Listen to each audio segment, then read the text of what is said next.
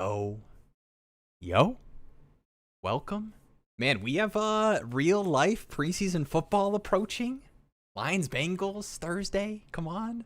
Who's all watching? How was the how'd you like the Hall of Fame game? How was it watching I the King I'll and say Beck Dog slinging that thing? might be one of the best Hall of Fame games It was kind of a banger. in memory. I'll be honest. Like Carson Beck looked good. Haynes King came in and was awesome. Kenny Pickett did a great performance by his standards, and that everyone forgot he existed. But yeah, I mean, I thought it was a phenomenal game, and it was fun just to have it back. Like it's fun to have it Yeah. back, but it's again like. I hear people being like, Haynes King, like, oh, he maybe got something. I'm like, okay. Like, I watched that guy in college. I think we're all right. It's not like a Lamar Jackson, a Jalen Hurts. Like, it's not those guys. Like in college, those guys were like putting up crazy numbers. Haynes King was struggling to pass in college. So like, just appreciate some bad football, and let's understand that the real game gets back in a couple weeks. True. Yeah, he was playing against future insert all of our job title here's in the chat and on the stream. Yo, what's good? Hero.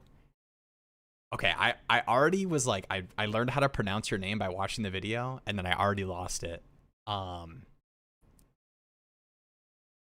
Kyle dropped the new vid. It's in the self-promotion page in the Discord, and it's kind of just like an intro for the model that I think you had mentioned before on the stream that was like kind of eliminating some outlier performances. Kyle's a real Shima. I think I went for the Skyma.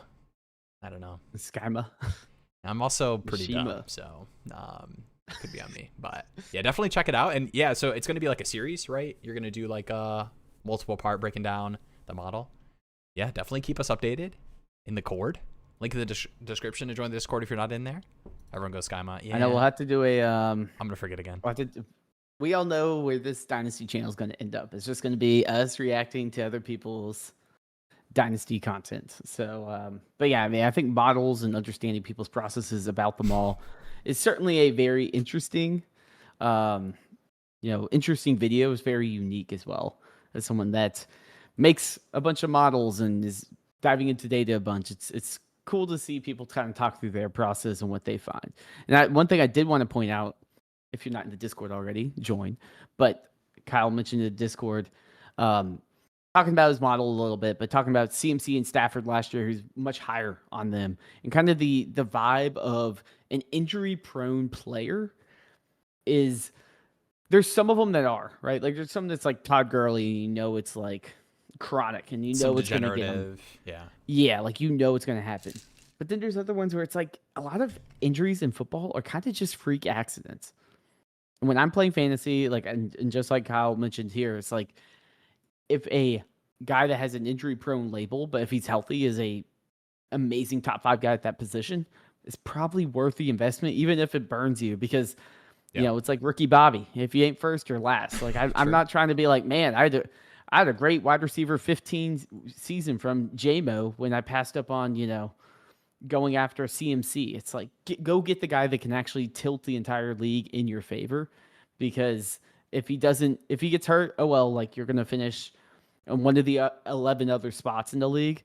And at the end of the day, like all those spots are the same position. Yeah, I'll explain it in another video, but my model doesn't take into account any injury, purely points per game. And then I know there's some kind of outlier distinctions. And you referenced in the video talking about that Kyle Pitts 3-touchdown game. And it's like, is that a good reflection of the Kyle Pitts season? Like the 3-touchdown monster game. That was the Bucs game, right?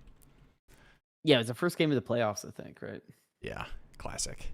Or the fantasy playoffs. All right. Because we all know which NFC South team went to the playoffs last year. I know Dynasty Jake's in the chat, What's up, Sean? All right, I'm gonna breeze through. Not breeze through. Okay, that was kind of rude. I was doing like the game plan of like the next steps, and I was about to say I'm gonna breeze through these chats. I apologize. I'm not gonna breeze through these chats. I'm going to give these chats the amount of time they deserve. What's up, Tyler? This is the interview prep. He's like got to make everyone feel heard. Had the interview today, guys. I know I'm like extra on, or also extra introspective and self-conscious, thinking about how I'm being perceived by two individuals interviewing me. So let me know how I'm doing, guys, on the stream right now. It went well.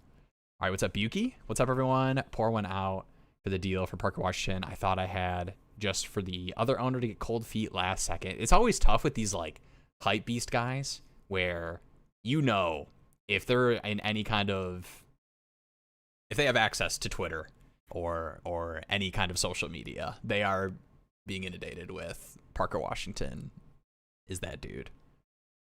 Hey, thank you. I'm trying to remember what the deal was off the top of my head. I think this just might be a call. Yeah, let us know what the deal is. I've seen so many Parker Washington deals, so I'm forgetting which one it was. It could definitely be a Discord deal. I read this as just a general, everyone in the community, let's pour one out real quick for not acquiring Parker Washington. But let me know. We are so back. True. Guys, like, I know. We are back. I know. I do this excited voice thing every single stream. It's real. I'm not faking it anymore. It's not just we're getting excited for the combine. We're getting excited for training camp to start. Guys, pre-season football means the regular season. Come 2 on, days. Baby. 2 Let's days. Go, baby. Lions, Bengals. Let's go. We're gonna see the other half of the Lions get injured. We're gonna get some Josh Dobbs, maybe, right? Working out for the Lions. Let's go. All right. I will say, I gotta kind of jump in here. Big news out of Minnesota. Our boy Kyler Murray locked in. Quarterback we got a couple. Well, we gotta hit the news. Should I get a news? I should get a news sounder. I'm gonna record a news sounder so that we can start doing that. Yeah, or like breaking news, and it's just me doing a little song. But how about? All right, that's exciting. Kyler, I think we were all kind of on the Kyler start. Yeah, I mean, we kind of knew that. And I think like a lot of that stuff, there's a lot of like we knew it was going to happen type of thing. Like I know people talked about Diggs to Washington. A little sad for the Antonio Williams bags, but we play Dynasty. You know, the expectations for a third-round rookie wide receiver is not super high. The opportunity was there, but like I am not, even as a big Antonio Williams guy who's gotten some pretty positive buzz so far, I am not going to sit here and pretend like he's going to beat out Stephon Diggs for, meaningful target share in the Commanders offense. Like that is just Diggs at this point, the target share he was demanding, unlimited snaps in New England.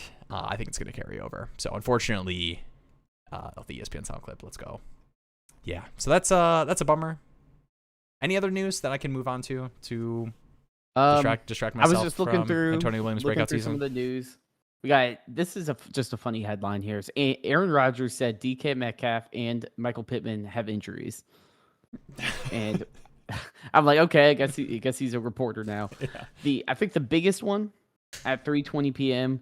Puka Nacua did leave practice early with training staff, but no comment on what that is. So obviously something to monitor, but nothing to overreact to right now. Yeah, I saw some report about he might still face some type of disciplinary action for like that offseason stuff, but like that's just it's like the same thing with the Josh Jacobs stuff where all of this is like, unless I'm getting a breakdown from Drew Davenport on Twitter of the full legal situation. Yeah, like this is the whole legal breakdown. It's all speculation of, how stuff will happen, but it's the NFL. Jets Browns mid-November. Dude, if you gave me what's the worst matchup, we would all be excited for it. Browns? Oh, I always remember it's like Texans and Jags back in you're thinking back 2019. It was like color gross jerseys or whatever, and it would always be the Thursday night game, and I'm here to watch Blake Bortles, Marcus Mariota, and just like the grossest used to be the Lions game. We used to be the That's worst true, game. The Lions. The Lions versus Lions-Browns. I think actually this is the perfect one. This is a perfect one. Is Baker Mayfield's first game where it was Browns-Jets, and he led the comeback, and like halfway through they put him in. And it was like, I think week 2 or something. It was like two teams, like still today everyone hates watching the Browns and the Jets, but it was like early football. So you're like, hey, I'm here for it. Like I'll watch the Jets and Browns. Like, let's do it. Man, I'll take anything. You give me I'll take a preseason game actually. I'm ready. I'm pretty anti preseason, but I'll watch. I'll watch a little bit. Just get a sniff. And Kyle Manungai, all right, I'm not going to make you do the full apology live. I'm not going to put you on the spot like that. But the people, and by the people, I mean I made a joke about it in one of the chats. The auto pick. You're a busy guy. And we did shorten one of the clocks to 4 hours. But I didn't realize that. What do you have to say for yourself? Auto pick. I was like, yeah. I guess I am going to make you apologize. Look, I was like, maybe I made my picks this morning. I was feeling good. I was like, okay, they'll probably get back to me by the time we do the stream. Maybe I do them live. And I look at my phone after I set it down. I read a book, eat dinner, come back, and everyone's like, oh, auto pick, loser. I'm like, oh crap. I'm like, I hope this isn't me. I'm about to hop on the stream. You're in 4 startups right now. The Daddy, Echo, Foxtrot, and Golf are all in a startup draft at different points right now. So there's some grace, and we can give. And I think most of the people are just making fun of you. I will be better. Oh, there we go. See, there we go. That's what we were hoping for. We're hoping for an apology. We were hoping for a declaration of the future. What's my main job? Should I leak? Currently I do pretty boring. Like, my job title sounds salesy. It's like account executive, but it's just like program management stuff. I'm sitting in the chair I'm sitting right now, but instead of talking about fantasy football, I'm answering questions about the upcoming email deployment. Fun stuff. But the interview will be more Director of email deployments. Yeah, big email guy. Love me some emails. So I probably sent you guys some emails. And we got sniped on the Kyle Manungai pick. I do see a couple questions in here. And then we do have one ask in the Discord I was going to pull up quick that we can chat through. And then, shout out to Jeremy. Update to the site. In the midst of a startup draft, you used to not be able to see this, but now you can click over to the power rankings page and you can see the actual rankings flowing in for all the picks that have been made so far. So I'm going to pull that up and we'll go through the 4 daddy leagues. Take a peek at the board. Do we want to mock tonight? Let me oh, I can't set up a poll. Never mind. There's a little monkey over on the screen that's telling me something went wrong. Do you guys know? Maybe nobody knows what I'm talking about. Well, I guess thumbs up in the chat if we do a mock. Yeah. Say I'm in. And wait, I'll show you this monkey real quick. There's the something went wrong monkey right there. He's telling I'll say, me. Greasy K, shout outs. Might be, if everyone watches the VODs, the earliest someone has mentioned, like the stream, holding us accountable, make sure to do the YouTube things. Heck, yeah, true. All right, I will put the monkey away. We'll get back to the startup drafts in a minute. First, we got a question here. KB. 12-team Superflex, start 11 PPR. I'm weak at running back with Javonte and Ramondre. However, I can start 6 wide receivers. Is Chase, Neighbors, Olave, Igbuka, Zay, DJ Moore enough to contend? May, Baker, and Kelsey round out the lineup. So is that wide receiver group? If you can start all 6 of those guys, do you feel pretty good about that on a contender? I think so. That's a pretty nasty wide receiver. DJ Moore is bottom end, and let's be honest. Sure, the downfall of DJ Moore is somewhat deserved, but it's also a new situation, new offense. Dang, somewhat new coordinator. Is that Carolina hate from DJ Moore there? Well, no, I just mean his time in the the Bears basically dropped him off at the airport. Yeah, they were like, we don't want this guy. So I understand why people are down on him, but it's not like he's a absolute scrub. It's not it's like a Wayne Dale tier player, and hopefully, and I think an offense that needs a wide receiver, DJ Moore could flourish and really become someone that you can rely on a little bit more. Yeah, and I think DJ Moore has been pretty. If he is just it's hard to go off of these training camp clips and reports and everything, but I don't know, man. If new OC or new head coach, Brady taking over, if the new plan is an offense that is funneled more through DJ Moore short area and downfield targets than the Khalil Shakir 50% Kincaid stuff, would not surprise me at all if you get a smash DJ Moore season. Yeah. What's up, Patty? Let's go. Um, the Igbuka card. Yo, hit up the Discord. This is the thing, Kyle. I send people to the Discord to see these things so that we get more Discord joiners. It is a scam. It's also free, so it's not a scam. It is a scam. It's a free scam. Ooh, what do you think about this? Trade Zay for Scat. I get the Scat hype, but man, Are you still buying? Like, I don't know, man. I'm not buying for Zay prices though. I think it's a little high for me. You could probably get like Scat and like a vet wide receiver for Zay right now. I don't know why someone would do that. I just don't. People buy into Scat a lot, but I need to have like 2-3 weeks of him looking like last year's Scat pre-injury before I'm like, okay, like you're too late, bro. I can do it. But at that point, I'm like, I'm willing to pay the price because I'm already paying like the price that I'm paying the price that he landed that backflip. We all saw what happened. He didn't land that backflip. You know, I'm not ready to write it off as he landed the backflip. We got the Scat debate. Okay, this is I'm gonna go for it. Let's quick talk about where you would have Scat at, because I don't think either of us have taken him in these startups, which is kind of funny because we both are pretty RB build. I've been noticing across the board we have been I've been just smashing RBs running back picks for the most part. All right, this is pulling in one of the startup drafts, but if we just go to the running backs here. All right, Scat. We'll talk about it too, but I enjoy, like, I feel good taking all those RBs early. Like, I'm like, oh, like the wide receiver rooms I feel fine with. Oh yeah. Yeah. But anyway, let's talk Scat. Everyone did not land it. All right, let's see. I mean, so right now, would you take Kyron over Scat? Yes. All right. Travion's kind of an interesting one. Would you take Travion over Scat? They feel like similar type of bets. I would, and I mean, again, like I did the zig early, and now I'm zagging. Whereas everyone's like, oh, Stevenson, but we saw Stevenson play a ton through the playoffs. I think a big part of that wasn't that Henderson isn't a better explosive back than Stevenson.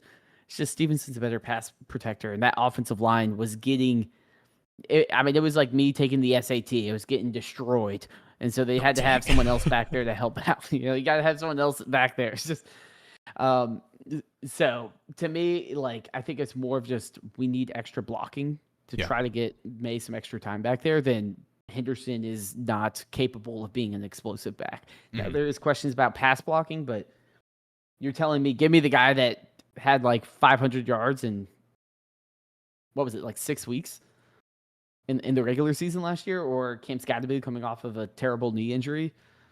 I'm going to just take the high upside guy, earlier pick that also had a pretty decent rookie season. Are you taking Price over Scat? Price missed some practices, but there's been some pretty positive reports across the board about how he's looking. I think that's where I probably draw the line. I think the tough thing for me, I could see taking Scat over Price, and I'd be like, I'm okay with that. But I could also take Price over Scat. Like, I think both of them are like, I don't know where that is. Yeah, the Price stuff, man. I'm very willing to admit when I'm wrong, and I think the Will is wrong about Jadarian Price is like pretty reliant on like how involved he is in the pass game. Because it just would not surprise me at all if he just is like amazing, awesome in between the tackles, first and second down, and then, you know, the third downs. And then if he's splitting the goal line role in any capacity, especially when Charbonnet's back. I don't know, guys. Am I too spooked? I don't think I have a single Jadarian Price share. Like I've just been taking the receivers in rookie drafts, in startups. I'm attacking running backs more, and I'm trying to smash year one. I was buying the hype a little bit. Because I have some 105s in league, so I'm like, maybe do I dabble, take a Jadarian Price over I don't think Lemon? He's a bad pick, but but yeah, to me, I look the players in the ranges he goes. I'm more excited to take those players. Like the fact that like this one draft I'm looking at, Scatterbill went 506, and which Price draft? was 604. It's Golf Daddy. Golf Daddy. I just pulled up a random one to kind of see what rounds they're going in. Oh man, look at you! Oh, you're so lucky.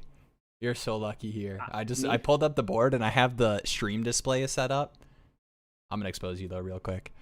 I had the stream display set up, and it was blocking your auto in the top left. Okay. Symbol Okay. over here. Okay. Hey, We've not had any trades. Concepcion. This is crazy. I made the only trade in this draft. Is that true? I think so. Yeah, this one's been a funky one. Traded for Travis Etienne. I did. I know. I don't think that was a snipe. People were saying that because I think you're a big King Henry guy too. You'll wow. I also didn't take. I have something else. You know, we yesterday announced the new revamped team pages, and one of the players I have a lot of, and recently have acquired as well, is Travis Etienne. So I'm like, okay, you know, like I'm like maybe I dabble a little bit with a King Henry. I like having.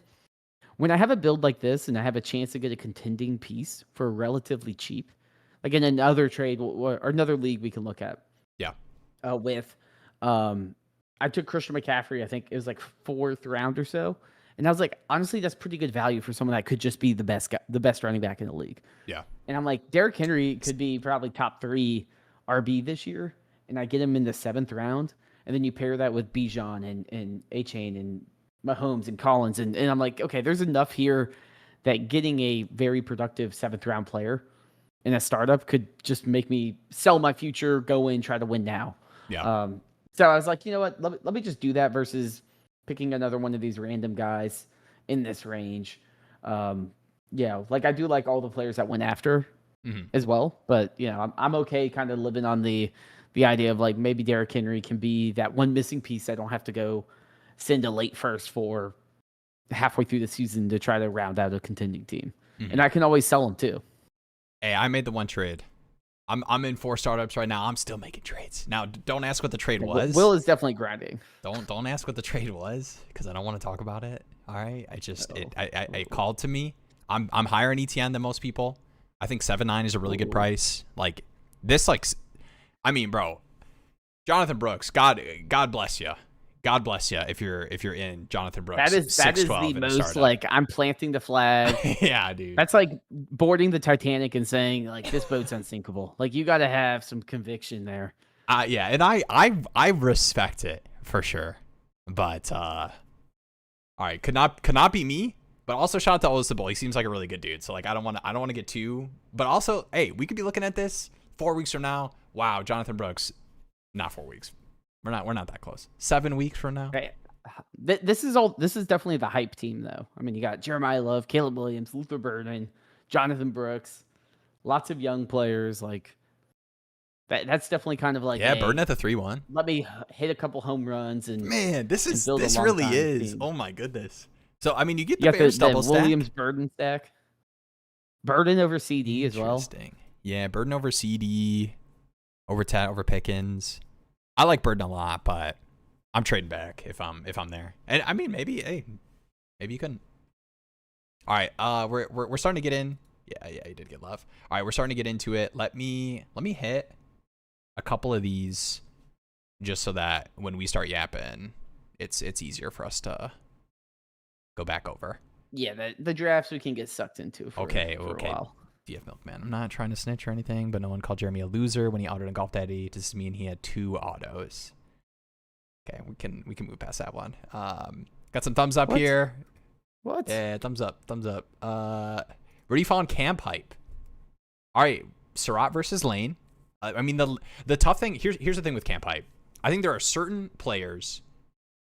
I think specifically wide receivers where they're made for training camp, like highlight catches. It's like, okay, what does that really mean, right? Because Tesla. It is, and he had. It's like, oh, he's looking good. And it's like, yeah, he has like 2 spectacular catches, and it's like, if you're playing fantasy, you're like, okay, cool. Like, thanks for the one catch for 14 yards. Shout out to Matt Harmon. I think there is some hope that the Bateman role is slightly different than what he's been asked to do, but I do think that role-wise, and I like Lane a decent amount. Like, I would take Lane before Surratt. I think like even though Surratt went later, he was pretty penciled in rookie drafts ahead of him. And I think it was a little bit of the like touchdown upside. People kind of envisioned him being kind of like the red zone weapon, power slot type beat. I would take Lane ahead of Surratt, but I mean, Surratt just went, I think the earliest I've seen him go, not Surratt, sorry, Lane in the Daddy League here. And this is, wide receivers are like a lot more trades in this one. Shout out to the Daddy League. This league's ripping. Lane went, where was it? 16-1 here. Shout out to Dude Crush. Shout out to Dude Crush. Definitely considered. I took wait, who'd I take here? I took Pollard at the 14-11. Running backs are like slightly, there's like a small point per carry, and you can flex or start 2 tight end. Start 4, right? You can start 4 running backs. I also went pretty aggressive running backs. My kind of hope is, I'm kind of the running back market. Big running back guy. When people realize that Big RB is still in, they hit up Will Sanders FF for some deals. Well, but unfortunately, everyone that's been watching this has kind of known both of our strategies are just like, we're just going to soak up all the running backs until they're gone. We've kind of hit the point where we're mission accomplished for the most part. Like, I know we're still in like the 5th, 6th round of, I think, 2 of them, but we've been slamming them. I don't know. What do you guys think? Do you think we're we'll take a look at some of these more closely? And honestly, all right, I've moved my first in more of these startups than I have ever in the past. But with that being said, I think you guys will be surprised at some of the teams your favorite or second favorite Dynasty streamer has put together. We'll talk about that soon. Yeah, your top two favorite were at least on the list. All right, let me know if you want this to just be a thumbs up and we move on, but you're aware type of comment here. Anyone hear about the Sleeper API stuff? Think the rumored Sleeper API changes are an issue for Dynasty Daddy? I know you're aware, but we don't need to spend a whole spiel about like everything you understand about it. I know it's up in the air, not 100% sure what everything's going to look like, but that you are a problem solver. I don't want to put words in your mouth, but let me know how you want to address DF Milkman here. Yeah, I mean, I will say I'm working to make sure it's taken care of, and we should be good for the season. So, all right, Poppins wants you don't got to worry about that. Dude Crush wants the full API breakdown. Why don't you just show us how you integrate everything and how all the write back works so that let's start diving through some source code. That'd be fun. That'd be like my first stream on here where it's just me coding the site to 2 people. Wait, are you on the clock in Echo? I think Echo, I did get auto picked again. No, you're back. You had the Kyle Monungai pick. All right, do you want to make a live on the stream pick and we'll kind of transition here into that was in Foxtrot. In Foxtrot, I did get auto picked. Oh gosh. Hey, it's all right. All right. No, the Mendoza pick. Oh, I just gave you the next. All right. On the clock here, we'll take a look at the current team. I'll give kind of a breakdown while you're taking a look. All right. I don't want to give you the full pressure. So Jeremy started. This is a full point tight end premium league. Is that correct? Or is this? Yeah, you're only starting one, but it's full point. 0.75. Okay. The Bowers. I remember this guy got Bowers Loveland. Oh, I think another guy got Bowers McBride, maybe? It's my only Trey McBride I have in Dynasty. Trey McBride. You know what? I'm doing the wall. Bro, you stole my whole flow. That's crazy. I didn't even notice the Olave pick. Look at this start. Trey McBride, Lamar, JT Olave. Come on, guys. This is the one that had the exact same start as you. Come on, man. Come on. I think that was before the Olave one too, though. You just saw the perfect build. It was. Yeah. We do got this is full point tight end premium. So I think this is the full. I think that's why the Bowers 101 pick. That probably makes sense. I think the other one is 0.75, but it's start 2. Or gosh, yeah, I'm had busy, guys. We're in 4 startups right now. I checked the scoring format. Bowers, McBride's, and Foxtrot. Yes, I checked the scoring formats. I know which one's best ball, but I like double check the scoring format every time I go to make a pick, like just to double check and make sure I'm not an idiot.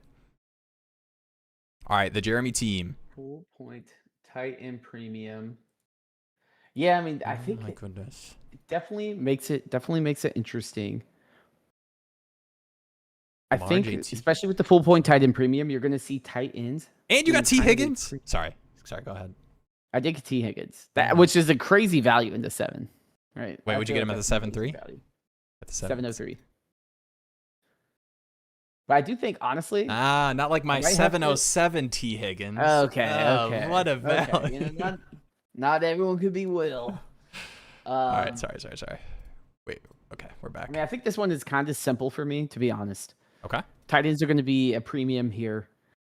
We have 3 flex spots. I can easily invest in some high-end tight ends still within this range that are going to get great value. Mm-hmm.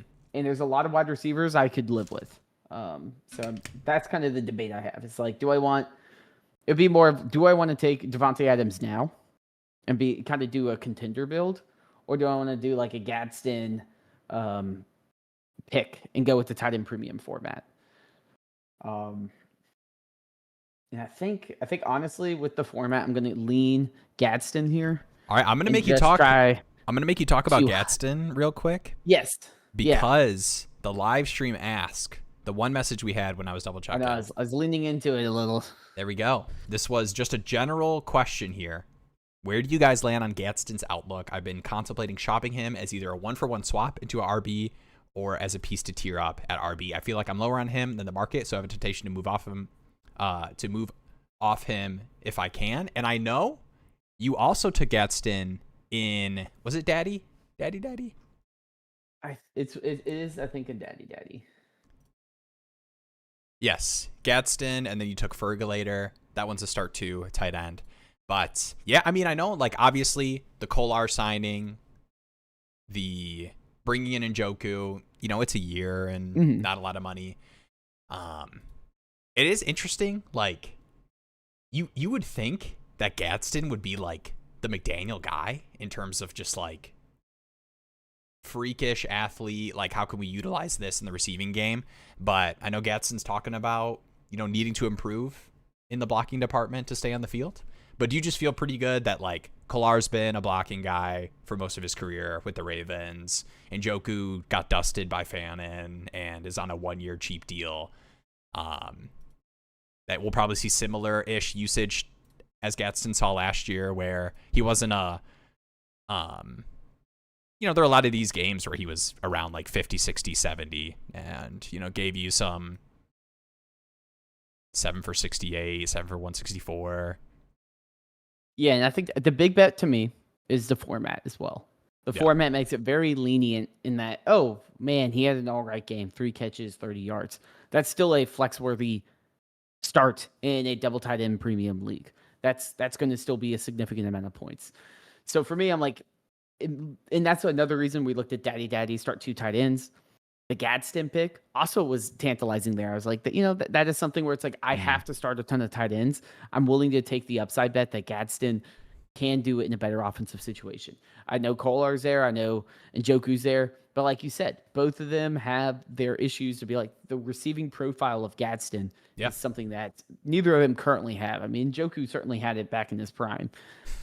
And then we add on the fact that new offensive coordinator, and we've seen what he did in Miami with both Jonnu Smith and Waller.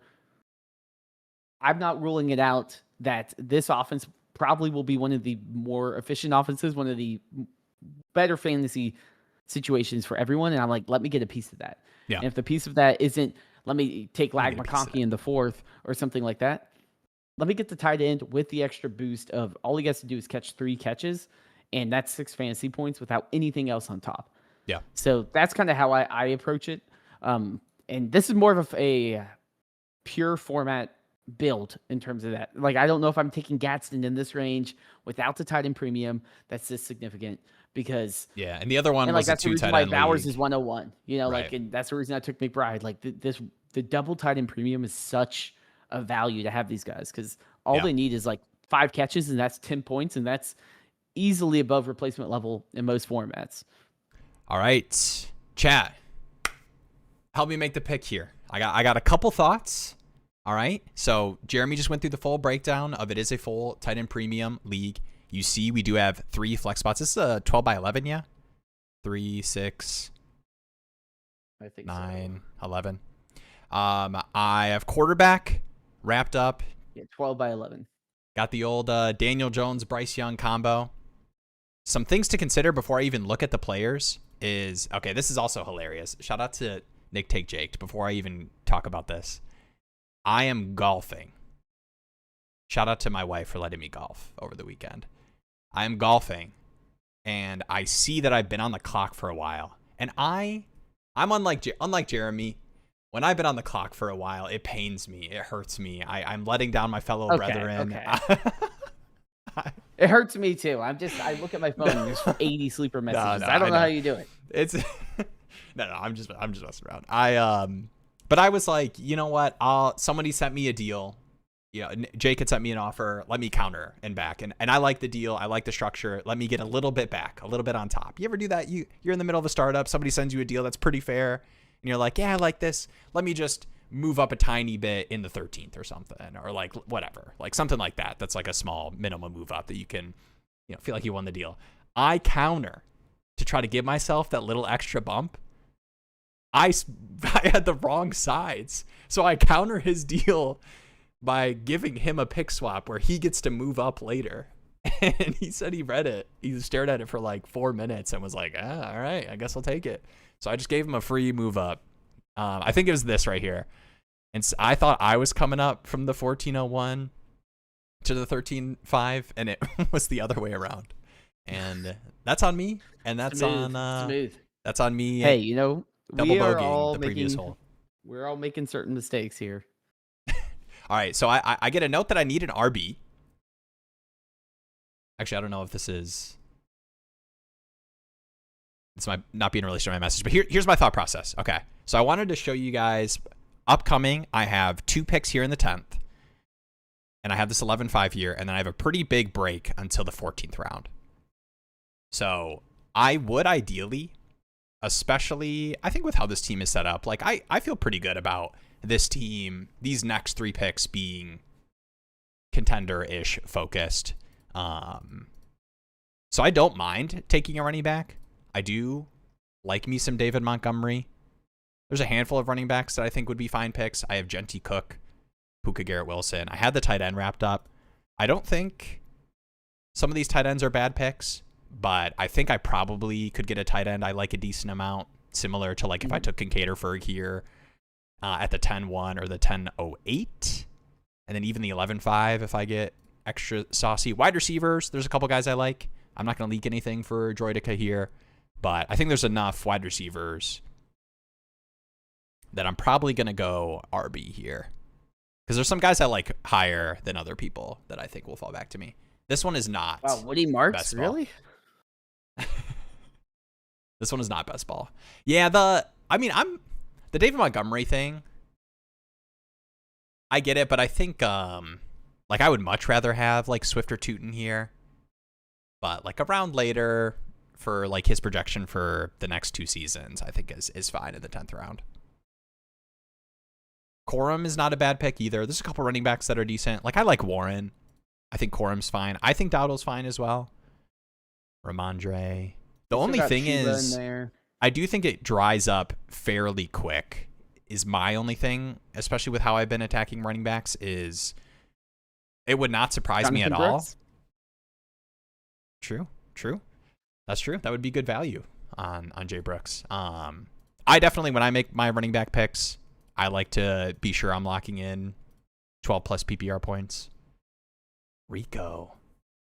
You like Rico over Warren? Sean, I've been kind of going back and forth on Rico versus Warren because I think it's a lot more. I think the Kenneth Gainwell stuff from last season, I think is 60% just how Rodgers wants to play. And I think Warren fits that a lot better than Dowdle. And Warren's been like pretty decent short yardage. So like it wouldn't surprise me at all if like Rico is like more dominating the between the 20s, but like Jalen Warren is the pass downs guy, has some goal line involvement. But I don't want to brush away what Rico did last season, but I also don't want to overreact to like a short stretch against some pretty bad run defenses. All right, I'm gonna make the pick. Let's see it. The McCarthy equation is definitely a good point. And Jalen Warren definitely has never been. I think if one of those players is going to be a 20 touch guy, it's probably Rico. We just never seen Jalen Warren like get that role. I feel like he's always had the opportunity, and I mean, granted it's been Tomlin, but we just haven't seen it. So it's hard to like project that for, after a team brings in somebody. I trust myself to get some good wide receiver picks here in the next 3 and or tight end. And I have Laporta as well. So if I miss out on there's still a lot of too, tight ends and wide receivers that you probably feel decent enough about. Yeah. But it's hard to get excited about David Montgomery. Like, I think the what have you done for me lately stuff, looking at last year and how he kind of phased out of the Lions offense. But, man, like, what if David Montgomery is just Joe Mixon? Remember the Joe Mixon Texans?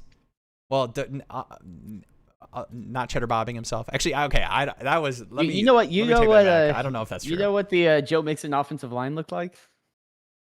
Houston RB, Hey man, you don't know Demo like I know Demo, okay? He just needed his opportunity. Right there. You're like, he's not on my team anymore, but he's still in my heart. Shout out to Knuckles.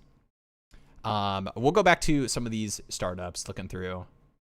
I agree with you on your Warren take. I will say we got a little controversy. The Mendoza auto pick hit me. But I think Riley, you go ahead and pick. I have to lay in the bed I made, I think. I don't want to. At least Riley has to pick before me if we were to swap it out. Good guy. But go ahead. I'll deal with the B being inactive. Drake May. Oh, you went heavy RB on that one. Okay. Took Mixon as my RB1 to start off last year. But hey, I'm right there with you, dude. I've got like 3 dead Mixons that I just cannot drop, but will drop. I know. Well, I was thinking about Joe Mixon too. Good guy. Appreciate you, Riley. Would you trade Harvey in a 27 mid-second for Rice? I'm in a 10-team start 8. I have my 27 first, 327 seconds currently for context. Yeah, I'm doing that. I think like in these like super shallow leagues, anytime you can not use a first to get a like potential difference making player, and I think Rice for sure is that. Like all the negative stuff aside, if that's a total 0, like let's say Rice goes to prison for 2 seasons, like it's Harvey in a second in a 10x8. Like, what are you really missing out on that versus what Rice could be? So that's really easy for me. And Harvey's more of like a Darren Sproles anyway. It feels like it doesn't seem like he's just going to walk into. We did get one message. Kamara upside. I totally missed there was a message on the Broncos backfield I wanted to click. I choked. Broncos. I think it was. I can probably here generally. Oh, he's got that Control F. Let's go. What are your thoughts on the Broncos backfield? I've heard buzz about all 3 running backs with their elite O-line. True. Whoever hits in the backfield should way outperform ADP. Which would you prefer at cost? That's the tough part is whoever hits. Sean Payton, he has used multiple running backs. I mean, you would be surprised at the names of the running backs that got carries for that Broncos team last year or third down snaps. Like obviously Dobbins missed a big stretch and we like saw the Harvey workload with that, but I don't know, man. I don't hate like the cheap Dobbins left practice with an injury, so he's like falling down boards even further, like taking a stab at that. I don't know, like let's take a look at where Daddy, where did Jonah Coleman and Harvey go in this one? I'll pull that up. Daddy should be the like set standard for startup rankings. Coleman and is value. The 1001 and what Dobbins was 1206. Ooh, I got Demo on 912 here. Big Dave Montgomery guy. I think for Dynasty, J.K. Dobbins is probably the best price because he's going to probably be the RB1. But if Dobbins gets hurt, which is like going back to injury prone, there's probably a few players that are. And I would probably categorize Dobbins as someone that I'm like, I don't trust him to stay healthy the whole season. Coleman is probably the guy I would want the most. I mean, and Harvey to me is just a little expensive and just unreliable, but does have that home run upside, especially in a best ball format. He would be kind of that best ball guy you want. I mean, if he's got like, if he 100% has the pass catching role, I think that's just the one issue is like, if Coleman steals that at all, it's brutal. Like the minute that he doesn't have a monopoly on like the pass catching stuff or like the goofy goal line package touchdown stuff, it's just it's pretty tough, I think. Yeah. No, I agree. But I mean, it's also, I mean, we also more did this like analysis kind of like on artificial. It's like artificial.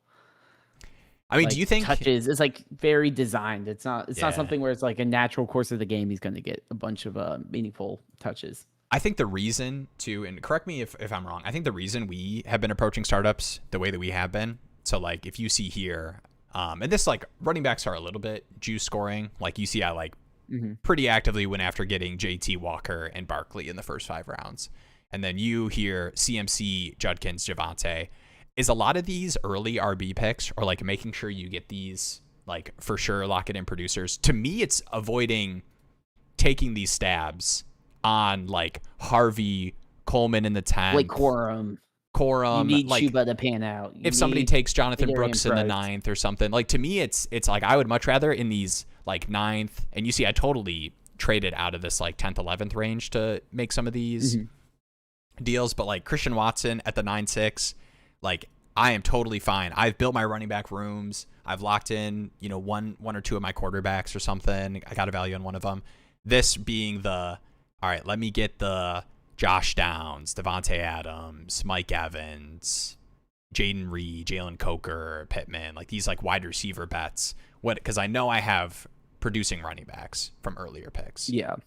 And like the fall off in expectated. Wow. Expectated. Ooh, we got new words here. I think it was like expectations and expected. I combined it. So the expected production here. The difference, in my opinion, between I love that. That's good. And it's kind of tough because I do love a lot of these receivers, but like Egbuka to like this like 3rd through the 4th round, and like it's kind of tough because it's a dynasty draft, right? So like obviously dude crush here, Tate Tyson back to back, like maybe he's not necessarily locked in on the highest producing scores week 1, but to me it's like the running back production that I think that you get in like this 2nd through 6th round, and then the fall off in expectations in like this 9th through 11th. To me, it's like I can talk myself into these wide receivers not having that much of a fall off, and like in this league specifically, this one there's like a small point per carry. All right, that was a lot of yapping. No, you're not cooked, but the running back store would like you to know that Tony Pollard is my RB 5. I cooked. So, sorry. This is spicy. The Price is CEH 2.0. Hey, I mean, if we get the CEH rookie season with Price, people will be going crazy. Yeah, CEH had some crazy usage his rookie year. To me, the tough thing with Price is like, and I don't want to like keep harping on the pass game roll stuff, because like obviously if they give him the opportunity and he's good at that, like we didn't see a ton of that, but obviously Jeremiah Love in the backfield as well.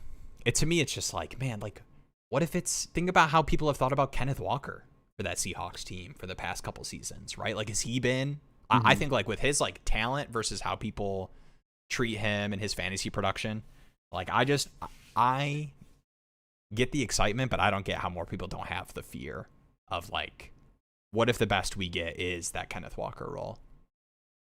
And if he doesn't have the Kenneth Walker breakaway runs, which like I think he can, like I do think he has similar kind of breakaway we saw with like the special team stuff. But in Notre Dame certainly was the issue is it's like, hey man, like you're really good, but you're playing with Jeremiah Love, who's on a different planet. So it's you're never going to have the true shine of being that guy. It's like T. Higgins. T. Higgins is a great wide receiver, but you're next to Jamar Chase, and like Jamar Chase is always going to look better. So Price can certainly be a serviceable back, but you do have to ask yourself, is that a valuable situation you want to be in? Because even when Kenneth Walker was there, You add in Sharps, the split. It was like, oh man, like without that breakaway run, you just get like a boring 10 points that you don't really feel that great about. Mm-hmm. All right, Dabadoobie with the Chig 11-1 flag plant. I do kind of like Chig, and I like him even more with like the discount you're for sure gonna get taking the stab in like redraft leagues and startups now that Diggs is there. I don't know, Dabadoobie, how do you feel about Chig with the Diggs? Chig with the Diggs. Chigs. Jesus.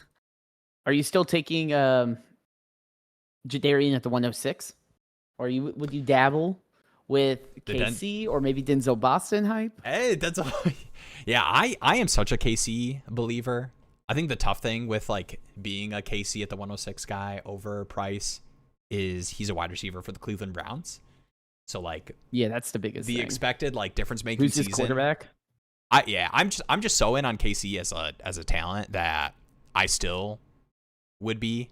And if I was like, oh, I want to take the running back because I need to produce, like, I'm just trading out of that. Like, let me just move the 106 to somebody for, you know, a producing running back, a wide receiver in a second or something, and they can take their Jadarian Price.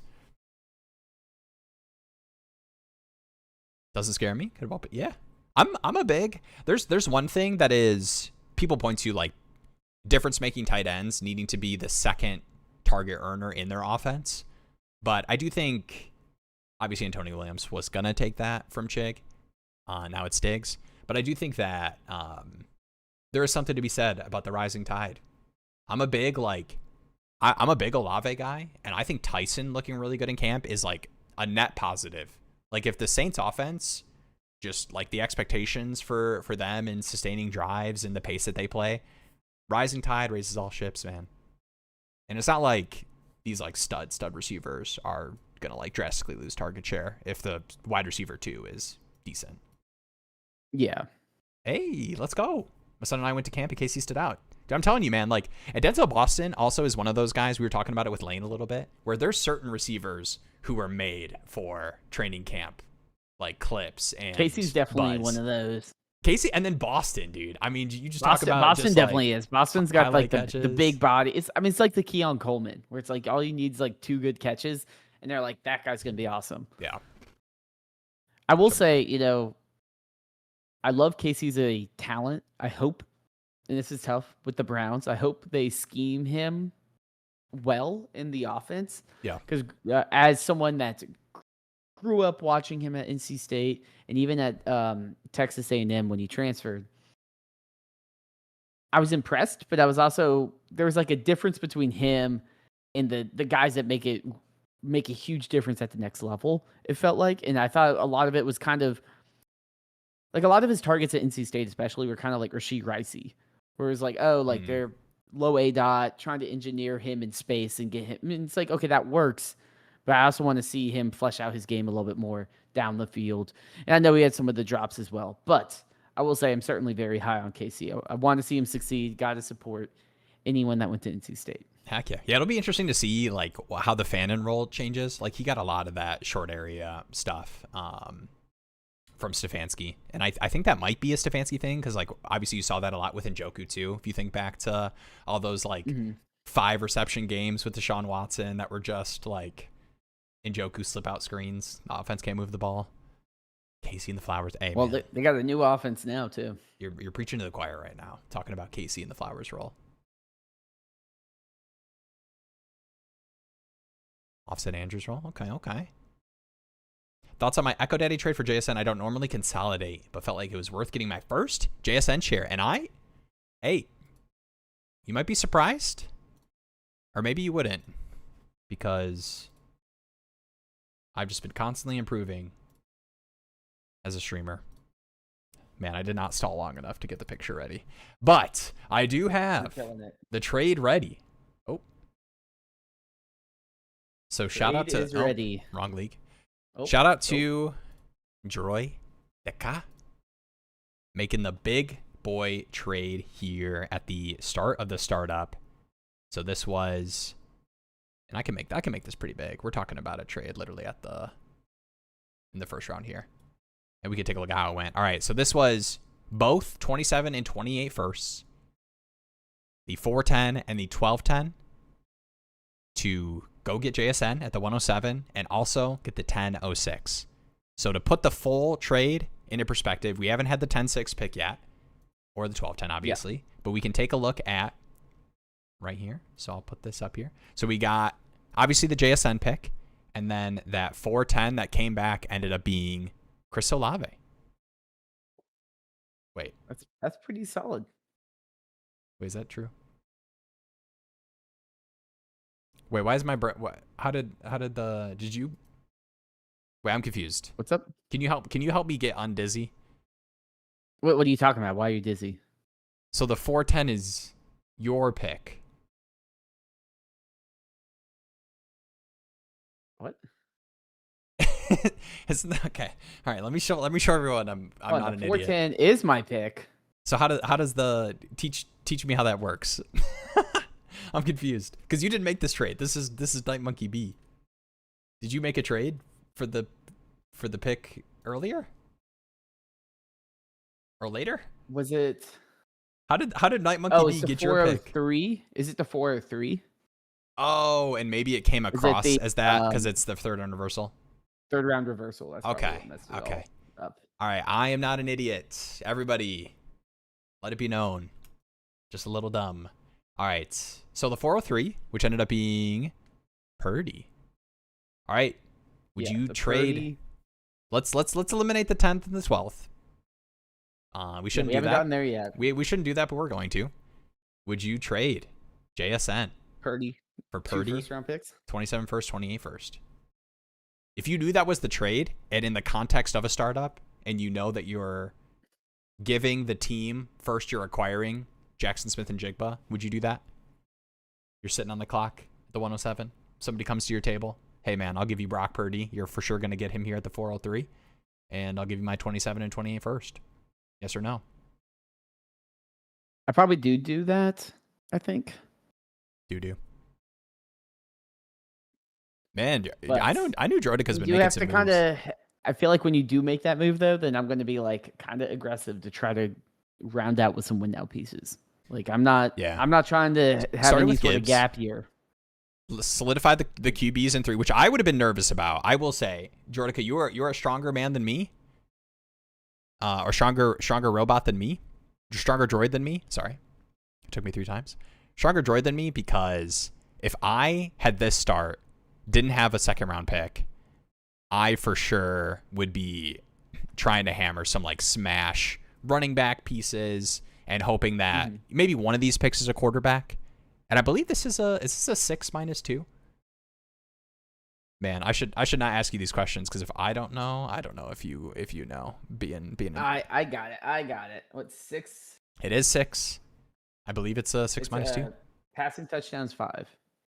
Oh, it's 5. Oh, okay. Oh, this is a different It's league. 5 because I'm dizzy. and interceptions -1. Okay, the other one's is 6 minus 2. Then, yeah, I probably would have one of these. I've been following these leagues. I mean, I like T-Law versus James Cook for people. I know in a vacuum, like people are going to take the quarterback in Superflex, but I think when you think about the draft, and I'll show you my draft here.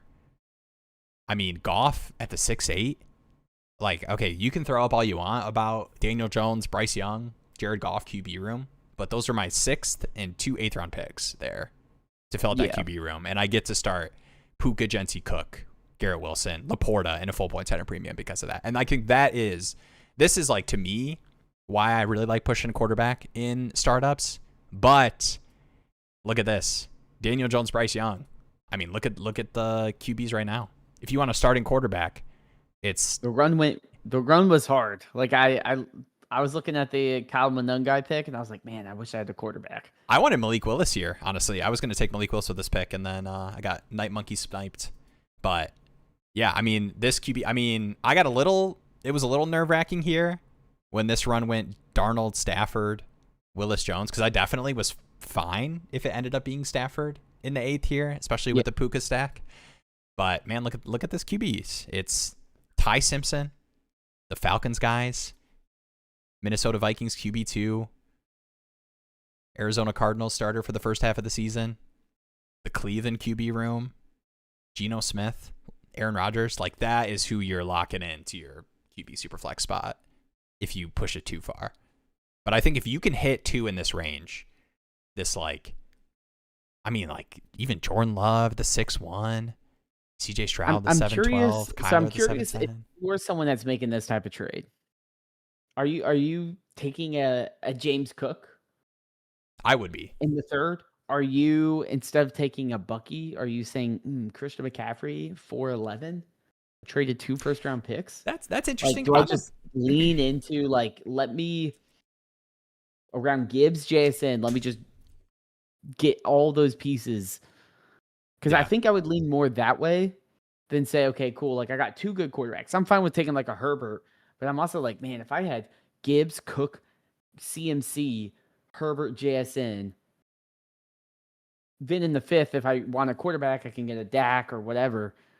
But I would feel like, I'm like, cool, I got that core. Whereas here, it's like, okay, I have my quarterbacks in Superflex, which is important. I have Gibbs and JSN, and then like you need the Bucky Rome breakout. Otherwise, I'm like, I don't know what the path to success for this team is, because you missed out on the 6th and 7th round. So I'm like, there's not a ton of depth outside of, I need Bucky to be rookie or Bucky.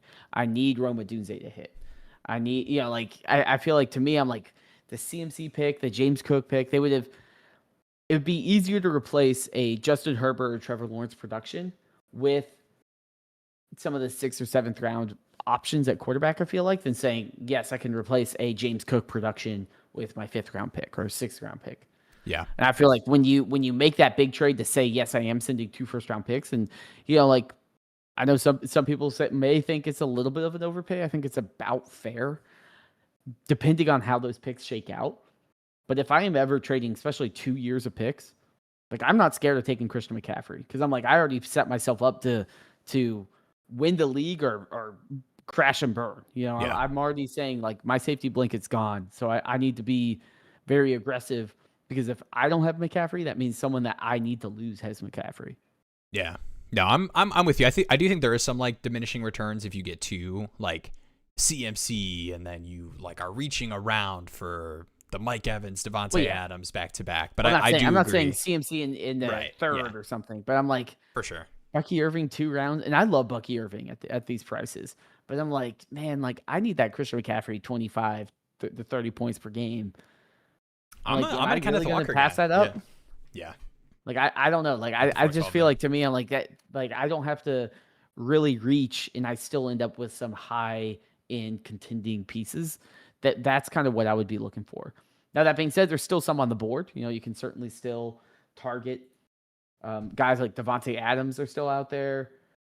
I'm sure Mike Evans is maybe out there still. Mike Evans, McLaurin. Mike Evans. You got like the there's vet, still guys vet that you can too. target and get some of these win now pieces, but that's kind of how I would shift my mentality.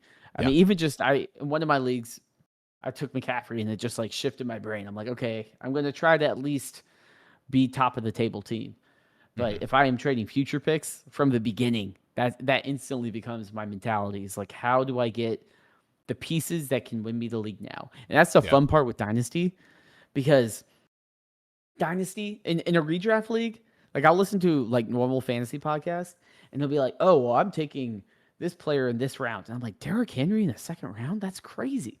But in Dynasty, if you go in and you're like, hey, I'm just going to play this like a redraft league, like, I'm going to go get these guys, and like, I can get crazy value if I approach the first year or 2 as just a redraft league, because guys like Derrick Henry are falling. And if you just accept that year 3, year 4, you might have to, get a little bit uncomfortable, but you got a decent shot at winning. I mean, that's another good way to zag, especially if you moved your future picks. Yeah, and we could take a peek here. I mean, obviously, it's a little skewed of looking at starter rank because, teams that have made 1 or 2 more picks, that's going to really impact like how your actual rank looks and compared to other teams. But this is live, guys. If you're in the middle of your startups and want to kind of get a lay of the land of like, okay, because I know we all do this, and this is this is smart things. When you got picks coming up, you can take a look at each of the teams. Like, okay, he's got 3 QBs here. All right, Jay Charrington's the next pick. He's got 2. Like, kind of getting a feel for, upcoming picks and who has what. But yeah, if it's easier for you to take a look at it on the rankings page, recommend. And I know you talked about the player profile page too. That being changed. Right, the team page. The team pages. I one thing with both the team and the player pages I want to do too is I'm like, I have all these different tabs and I'm like, I do want to kind of consolidate the information, but the team pages, I was like, okay, these things definitely need a facelift. Yeah. So I combined a lot of the roster information into one tab, the GM scout and kind of roster recommendations on one tab, trade activity, and then obviously the legacy stuff for your league. And that's something I've been trying to work on as I work to improve a lot of the platform integrations. I'm like, okay, how can I visualize this data and get it out better?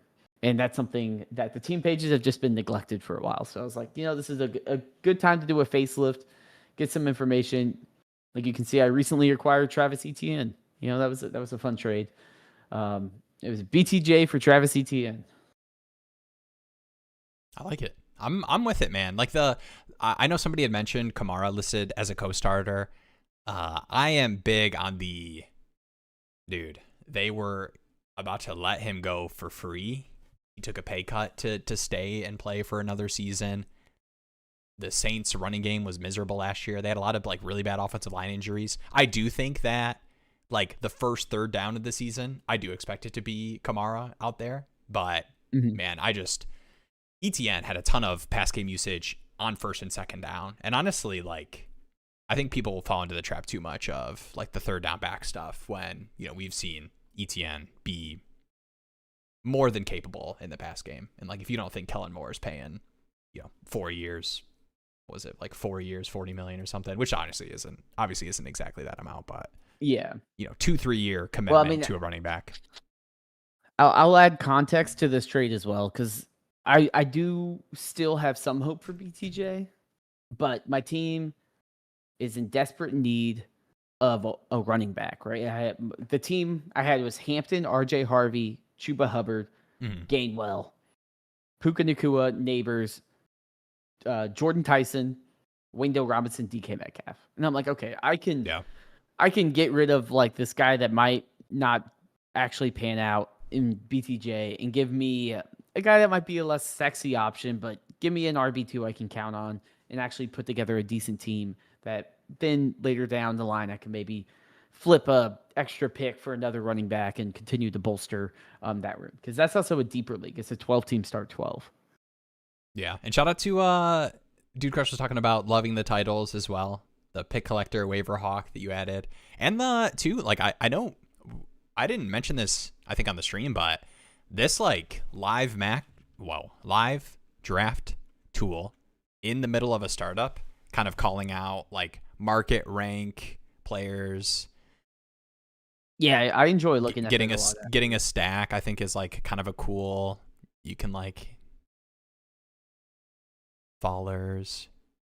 The RB run stuff is like was interesting to kind of look back on because that's something that you can kind of like not recognize as much when you're in the middle of a startup and really focused on like your current pick. Yeah, it helps me like kind of visualize certain things like a run. I'm like, oh, I guess I didn't even realize a run kind of happened here. Or like the stacks as well. I'm like, oh, Dak Prescott, that was kind of odd. And I'm like, oh, wait, he had CeeDee Lamb 2 rounds earlier. So maybe that's why the motivation to take someone like that. But yeah, no, I agree. I was just tinkering around with the site and I was like, that'd be kind of cool. Add in some badges. And I'm like, you know what else? I want to be able to look at the power rankings like mid-draft. Like I think that would be really nice. Yeah. Just because there's so many times where I'm like, okay, I don't really know where my team is. And like maybe my team is kind of trending better than I expected. Like, because not only is it about your team, it's kind of about how other people in your league are also building. Yeah. And if a lot of people are tanking or shooting for 27, I'm like, I don't necessarily want to tank my future and be the 104. I'm like, maybe I should lean in a little bit more and kind of take some more of these win now bets or kind of see how everything pans out. Yeah. All right. This is all right. There was a part of me that was like a 10%. Maybe I shouldn't kind of like talk through my strategy and approach. I'm kind of, giving ammunition, explaining my I mean, game you are plan. talking to all the people that are like, right, just in literally here to. just They're the like, people. what is Will thinking? And also, Jeremy, you're on the clock. Like that's the two reasons right, they're here. right. But I've just was asked. So this is a best ball league. What is your theory on going no QB in the first 5 rounds in best ball? To me, here at this 4-8, I was really hoping Purdy would fall. I would have taken Purdy. I considered trading up to this like early mid 4th to take one of these Knicks Purdy picks. I do like. So okay. The main approach. So this is a best ball league. Start 2 tight end. It is only 0.5 tight end premium, right? But it is start 2 tight end. That one's golf. Am I correct? Yeah, this is golf, right? No, Foxtrot, sorry. Foxtrot's the best ball one. But to kind of give that approach, I do think that in me, you can replicate good wide receiver scores better than you could replicate running back. 0.5 tight end premium. Yeah, running back scores in best ball. And then the tight ends, I just got excited about still being able to get. And this, okay, here's the real thing. All right, I promise I'm not yapping just to avoid talking through the full strategy. But this was a fascinating league. Look at this. Start 2 tight end best ball. I don't know what the other parts of this word are, but I think it's the mother. Wait, do you know a word that starts with FUC that isn't the actual word? I was gonna make a joke, but I'm blanking. I don't know. I usually like hear like fudge or something like that. Fuchsia. The mother fuchsia, I believe, is that guy's username. So the mother fuchsia can't get demonetized, yeah, the mother fuchsia started Bowers McBride, which I think immediately to me starts a timer on how people feel about their tight end room in start 2 tight end best ball. Mm-hmm. So to me, I think 3-5 Warren is like really good value. I think 210 Loveland is really, really good value. If my pick, if Loveland here was at the 205, I would have taken him. I probably would have taken him at this turn here, especially after seeing Bowers McBride go. And that's a little bit of what like about 507 Mendoza. Yeah, love Fernando. No. I do think there's some merit to like locking in the QB room in best ball and having 2 young quarterbacks that you could just like carry for, 10 seasons of not having to worry about filling out. Because it is nice to have 3 QBs in best ball for sure. But to answer the question of what the hell are you doing, Will? Why do you not have a quarterback in Superflex through the first 5 rounds? It is a combo of getting the 2 tight ends, thinking running backs matter more than receivers. So I feel like I can make up for it later. Haven't traded or used my first either. I potentially, I think this range of quarterbacks, if these are my picks through 6th, 7th, 8th round are 1 to 2 of these guys here, I will happily take that for foregoing to be able to grab 2 tight ends that I like a lot, 2 running backs that I like a lot, and JSN. Yeah, I think that's a solid build, especially with the best ball. You lock in 2 guys, and you can even supplement them. It's not double tight end premium. It's not like Charlie Daddy, which is also best ball. Start 2 tight ends. But I believe that one is. I think it's a 0.75 premium. It's 0.75, but it is start 2 tight end. 0.75. Yeah, I was I remember that one is even more juiced. It is. It is for sure juiced, but. So yeah, I just think the economy of tight ends, locking in the I don't have to worry about the being desperate at tight end and being like, oh crap, I have to roster 6 of them. Now you're very efficient at that one position, and it opens up other opportunities to be like, okay, maybe I do roster more running backs or more wide receivers and hope some of these guys, knock into my starting lineup more often than I have to roster 8 tight ends and hope some of them play so that I can fill out these spots properly. Yeah. And it's, I mean, I don't play in a lot of best ball leagues, so I could be totally wrong about this Best like ball assumption. genius. But my one season I have under my belt of Hey, being a best ball bro. you know, we've been giving me a lot of crap here, but we know Will doesn't play in a lot of best ball leagues. We're still waiting for the best ball stream. That's true. Oh man, guys, can I tell you, the green screen arrived. I have additional holes in my wall so that I can move the camera so that it aligns better with the green screen. The best ball streams, it's August. I'm running out of time. I think they just got to start ripping them. Random nights, we'll stream in best ball at all. Who wants to I hang will out. say, this is a little peek behind the curtains. Oh yeah, it's a dirty. The second you press live, if you do a solo stream, it will show up on my site as the little sidebar. Oh, okay. Good to know. I have that integrated now. So let's go. You know, if you're just like, hey, you know, I'm just gonna do a no show, pop in, see what's happening, mess around with my green screen, and do some live. Well, what's the green screen for? You're gonna like put the draft board back there and like cut you out, so you're like overload, or are you just gonna be like weird with it? You're gonna be like old school YouTube with it. Probably not that weird. A little weird for sure, but to me, it is. I think I have found the best way to display a best ball draft, where you get the full draft board, you get the players that are available. There's no like clicking back and forth. I'm showing both on the same screen. And then you get the like ticker of like the upcoming picks and stuff. So I think as somebody who's done like 9 total best ball streams, I think I have perfected the overlay, and I'm excited to share it with the world. And part of the overlay is green screened chroma key Will. So that's what's making up for not having to have a box. That's what we're gonna packs. A year from now we're just gonna be chroma keyed all over. Dude, I haven't opened a Pokemon pack in actually I lied. They had Pokemon packs at a wedding I went to. They were opening. It was kind of cool. Dude, Pokemon packs are taking over the world, man. Those are like, dude, I love cardboard art. We have a Pokemon vending machine near our in our grocery store. And I swear to God, every time I go, and I can't really judge, but every time I go, I do tap and just see. You know, I'm like, hey, maybe I get lucky. But there will be people like standing in the lines that will camp out like for the 40 minutes that I'm like shopping. Like I'll walk in, I'll tap, and then I'll go do my shopping, and then I'll come back and tap. But there'll be people just like scrolling phones, hanging out there and tapping like every 5 minutes, and I'm just like, man, I'm like, I will say it's gotten better though. They took out all the ETBs and like the rare items, so now it's just like single packs.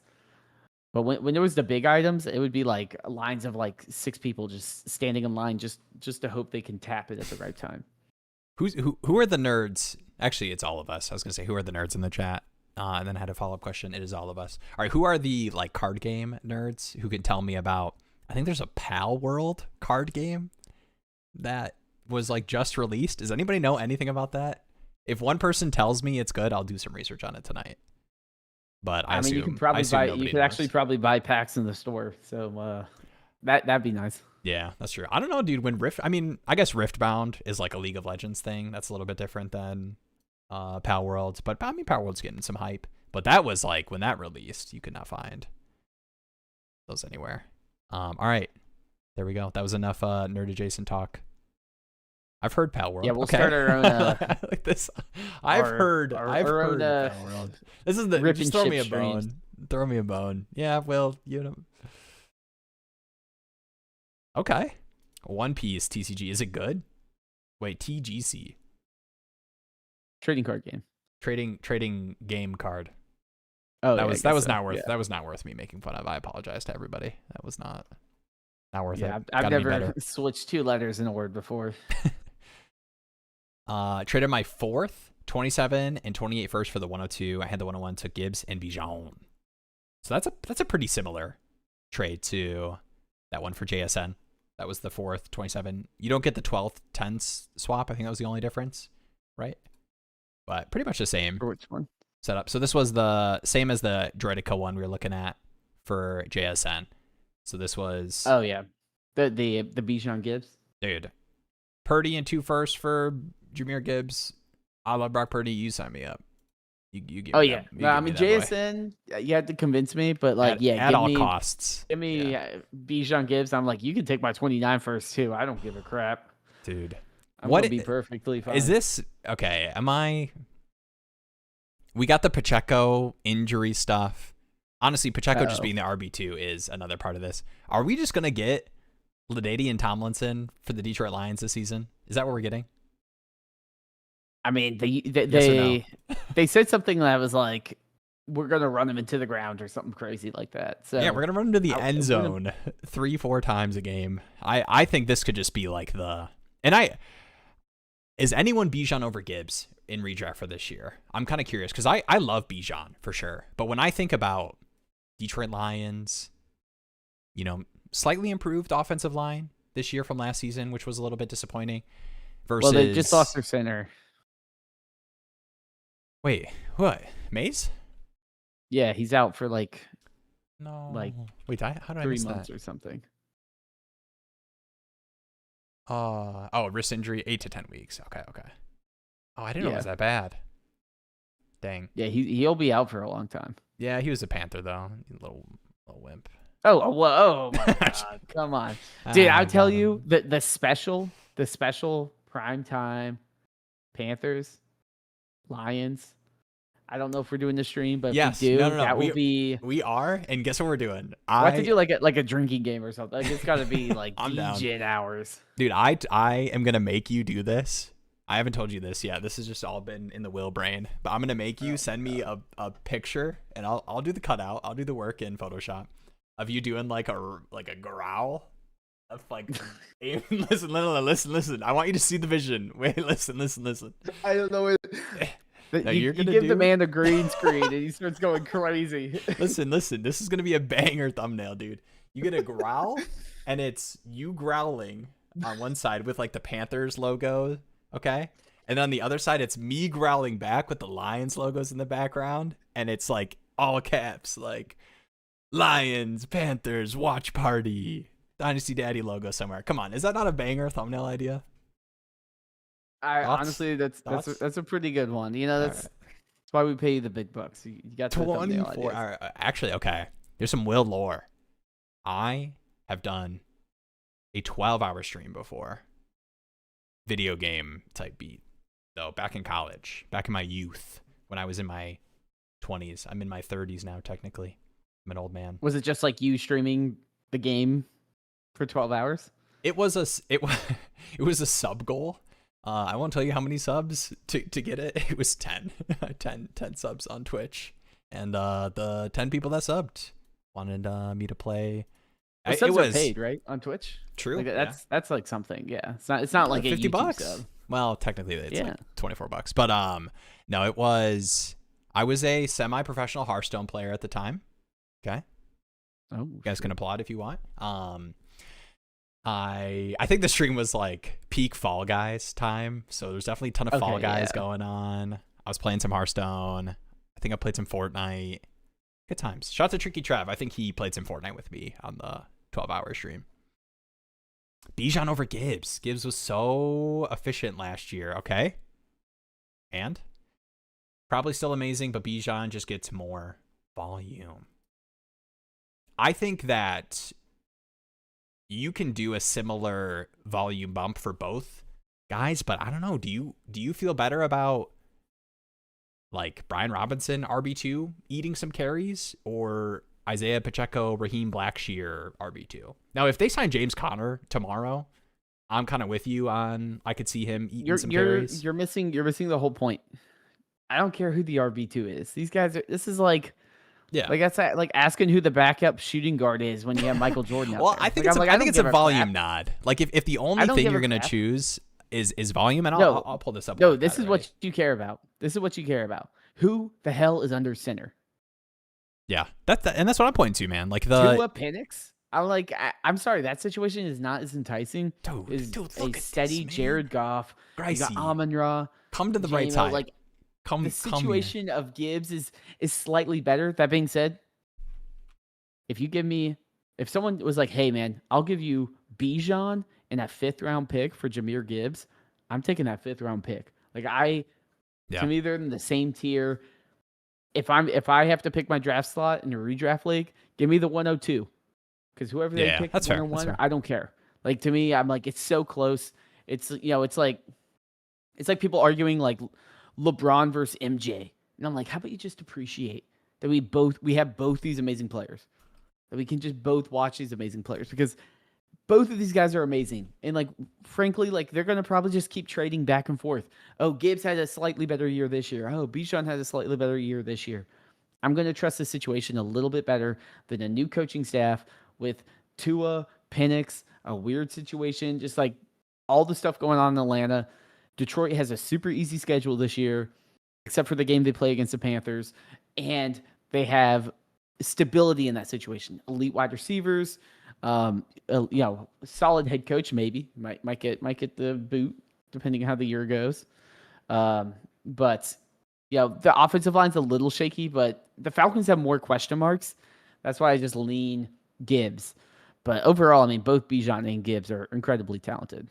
Yeah. I don't know about like the hot hand thing, but to me, it's like, it wouldn't surprise me at all if Brian Robinson has a more annoying role than anyone in the Lions backfield and dude, like, I mean, we're picking hairs. Like I'm taking Bijan 102. Okay. If it's not 101. And like, I know I'm doing this whole, like, come to the right side, Gracie, like Bijan's an awesome pick for sure. But like, to me, 1 week for my life, I'm in the fantasy championship, bro. Give me Jahmyr Gibbs, Christian McCaffrey. Maybe. I mean, okay. Can we get a guess? I have the implied team totals here based off of sportsbook lines for all 32 teams. I want you to guess the Lions, and then I want you to guess the Falcons. Okay, and the highest team total projection is 26.7. The Rams. The Cardinals had the lowest, 18.4. I'll give you that range. Any guesses? Any points? Points per game guesses. I mean, to me, I'd be like Falcons. There's gonna be like 21.3, and what was the highest? The highest was the Rams, 26.7. 26. I mean, I guess if 26 is the highest, give me like, I don't know, like 19 something. For the Falcons, got to be one of the lower teams. I feel like that there's just too many question marks there. Mm-hmm. Lions, I'd be like 25, 24.5 or something like that. All right, this line should be around 3 to 4. Is that 34? I could see that 34 projection. No, I think they mean 3 points. You get a field goal game. You were closer on your first one. You were like real close for the Falcons. 21.2. 21 is the wow, I said 21.3. Yeah, great that analysis of the. And they are 25th. They're right above your Panthers. 20.8. Sportsbook. The Panthers. I'm sorry. Panthers forgot that Jalen Coker exists. Yeah, they got Haynes King. This might be pre Haynes King revelation. So that's true. We don't know how that's. We do have the next Taysom Hill. But the Lions are third. They're tied with the Bills, 26.1. Lions have a fairly easy schedule this year. I don't know, man. I just think like I get when people say like Bijan is a better running back, fantasy running back as well. But to me, it's like all the tiebreakers are lean heavily for Gibbs. Any type of competition, to me, offensive line, team projection, Lions defense. I'm expecting a lot of shootouts there. I'm gonna stop myself there. I try not to talk down on the Lions, but I'm expecting some shootouts. I'll give you that. Yeah, y'all have to keep with Bryce Young when you yeah, true. Come to town. Yeah, it's gonna be tough. I'm gonna start working on that thumbnail tonight. All right, you get your. I'm gonna ask Jeremy for his RAR face, out of the blue. Yeah, if I don't do the RAR face, then there's gonna be one of the wildest random screenshots from a live stream. Gracie, should I even read this message? What is this? What is this? Go get a Baja Blast, bro. If Lions are winning easily because of bad competition, won't Gibbs be off the field more? I think the Lions are going to be in a lot of 31 to 28 games this season. I think they're going to have a ton of those. Let's just remember, I mean, Lions, it ain't free for the Lions anymore. Sometimes windows close. They missed the playoffs last year. The windows year. closed. This guy. Sometimes those windows don't open up. I remember when the Is he about to talk about Cam Newton?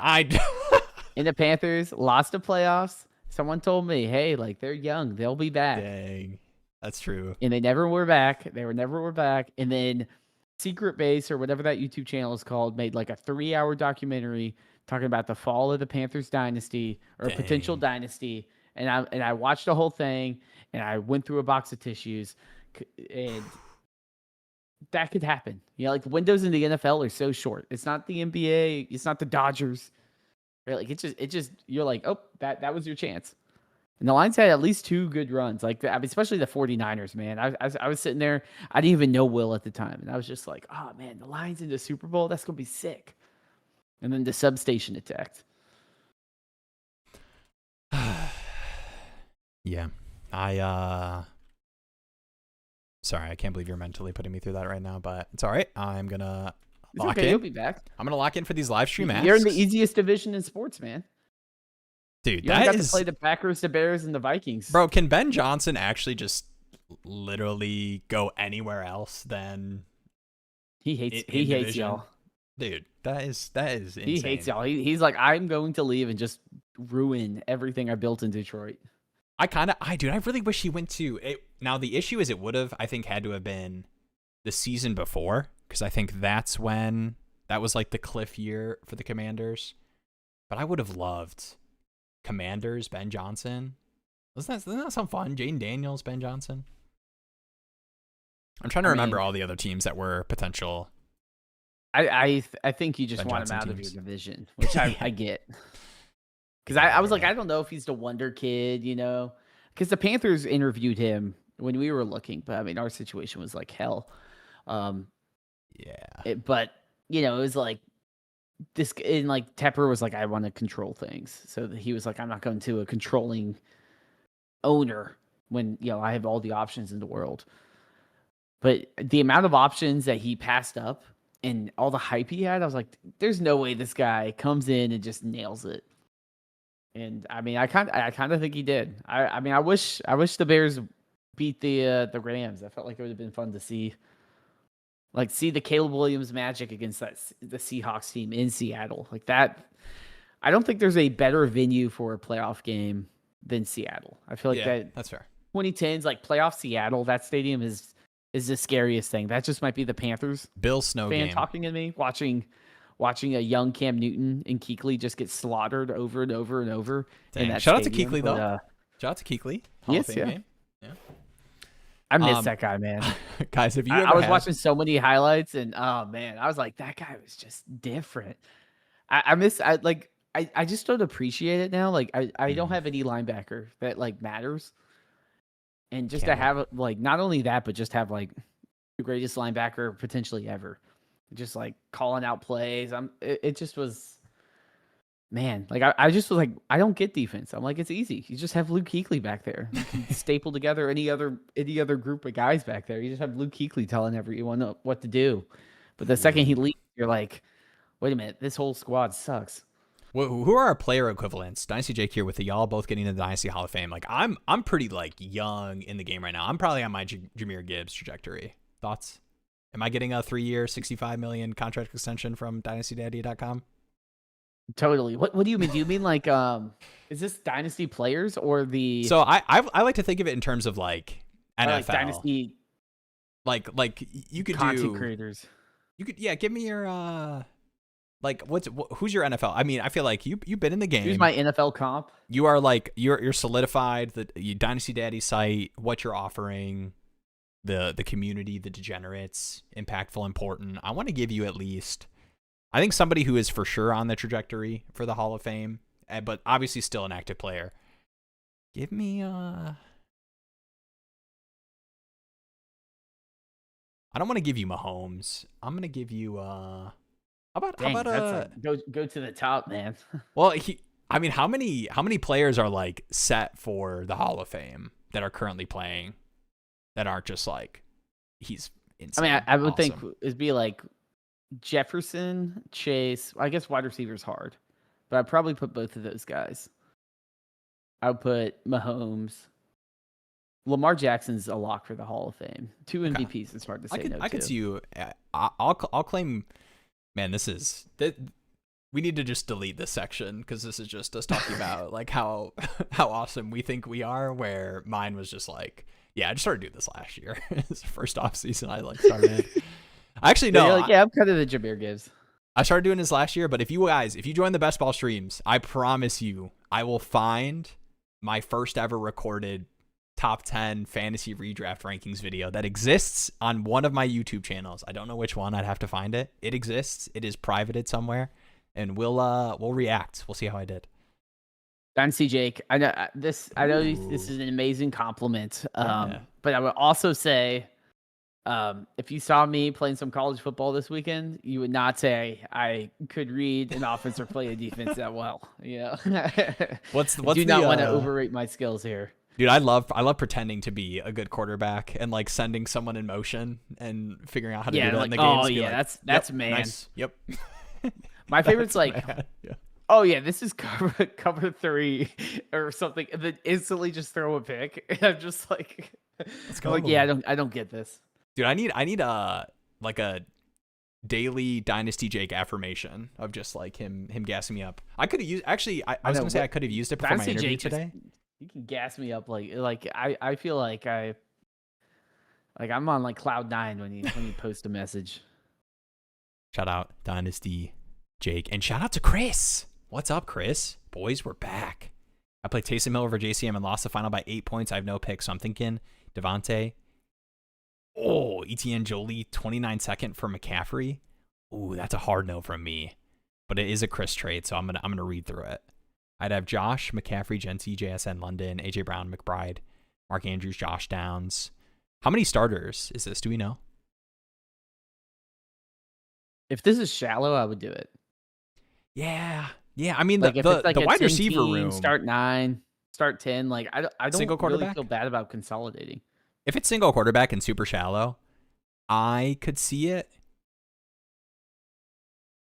Because I do think that's the Chris magic. He once the sleeper said league renewed, you could trade your 29 picks. I know he was out there sending them all away. Dude, this guy's making you add on.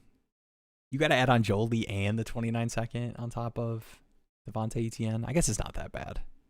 I mean, it's probably Christian McCaffrey on the contender if he wants Devontae Adams. So you got to do a little bit of a dance. Yeah, let us know. That's the starting lineup. T-Ferg on the bench. That's it though. T-Ferg on the bench. Get some who in the chat's drinking the T-Ferg Kool-Aid? I just need to know Kool-Aid? if there's other people. Who's Kool-Aid? Dude, there's some. Is that a nickname I missed? There's some Terrence Ferguson. Is that what the cool? Oh, wide receiver 3 type. I'm losing it, man. No, I think what it is. What player's name is Kool-Aid? I don't know. I go brain to mouth pretty quick, and I'm sure it is hard to like keep up with. I'm trying to keep up, man. You're like Jahmyr Gibbs, man. You're like Jahmyr Gibbs. It's hard to keep up. All right, we got a yes. Yeah, I'm not okay. That came across as Jeremy can't keep up with me. It was not for reasons outside of the yapping. I called myself a yapper in the interview today. You're the Jahmyr Gibbs of the stream. Dude, I was doing so good in the interview, and then I had one question that I got halfway through and was like, oh my gosh, I've been talking for so long, and I'm just now getting to the part that's answering their question. And I was like, oh, and I called myself a yapper, and they said it was okay. So we'll see. I'll let you guys know. Did they start writing down on their paper? They're like, dude, that thing was triple-sided. There were 3 pages of questions on that thing. Dang, but I locked in. Grilling you. It might have been an interrogation. But I think where were you the night of August 10th? They pull up the Dynasty Daddy live stream. What did you mean by this? All right, what's up, John? What did you mean that you're Jahmyr Gibbs? With the Cardman pick? Just made a Dynasty trade in my 10-team PPR Dynasty League, moving to tight end premium next year. Ooh.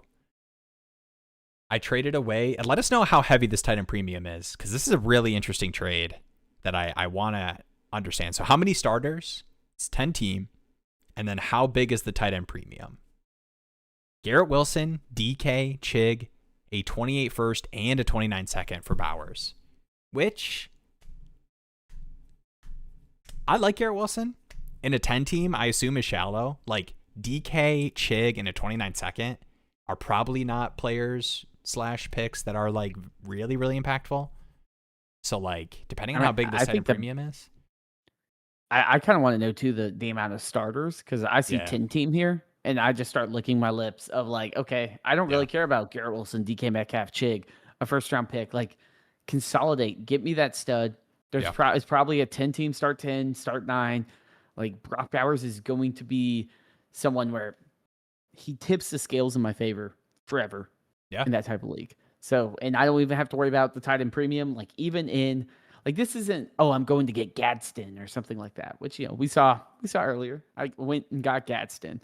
But Brock Bowers is someone that even in non-tight end premium is going to probably put up some sort of elite production when he's playing.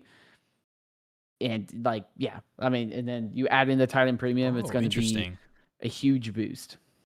Man, if that 2-point tight end premium start 9, 2-point tight end premium, dude, bonus. That's I mean, if that's actually just a full point and it's like 2 PPR is like how that's being communicated, even just a full point tight end premium, that's I'm with it 100%. Moving to Superflex is interesting too, but 28 first as well. You're only starting, man. Look how shallow this is. 3. No, this is a dub. This is a 10 by 10. Moving to Superflex and tight end premium. Yeah, I mean this is you take your significant other out. You take your significant other out and you say, hey, dinner's on me. Yeah, dinner's on me. I just got Brock Bowers. No, it's a banger trade. I would I'd push the envelope even more. Like, if I know you don't want to like be pushing picks, but like, dude, if you can get 10 by 10, acquiring studs for anything less than like a great player and a first for like Bowers stud, Bijan Gibbs stud in these shallow leagues, it's just such a good trade because they'll go to their favorite dynasty calculator. They'll go to dynasty-daddy.com. They'll type in the trade. Oh, it looks fair. Garrett Wilson, a first, Chig, DK. But dude, full point 10 premium. Smash. Love that. All right, Josh Downs and Cooper Kupp for 2029 1 and 2029 3. Who is letting Christopher trade his 2029 picks? Was my summer blockbuster. JCM for Andrews and Braylon Allen before. All right. Which side are you taking? Downs and Kupp? Or the 29 1 and 3? I like Downs a lot. I'm probably taking the first and the third. I was thinking Omar Cooper, man. No, yeah. Look, Christopher, I hate to break it to you, man. I just don't think Downs is happening. I just don't think it's happening. All right, pause. Don't worry, guys. Downs hype train is here. I just don't think Downs is happening. No, Jeremy, I went full screen. You no longer have a say in the stream. Okay. The Downs. Am I muted too? I could. You just realized. Wait a minute. You could do the around the horn. Well, you guys want to do solo stream to close this thing out? No, I think if there was going to be finally the Downs Bros being right, it would be the season you trade away Michael Pittman for literally nothing. You let AD Mitchell go. You've got Ashton Doolin there. Alec Pierce is not practicing still. They've talked about the 2 wide receiver set stuff even before, like talking about how bad the Alec Pierce stuff has been. We got the Downs or Riot in the chat.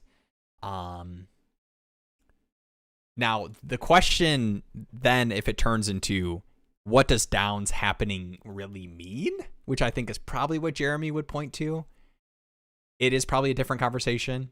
But I think if we get 80, 85% route share Josh Downs, I mean, I think that's pushing, everyone's excited about their favorite, like, Christian Watson range. Like, I think Downs for sure could be considered immediately in that range if we see that in the first couple weeks of the season.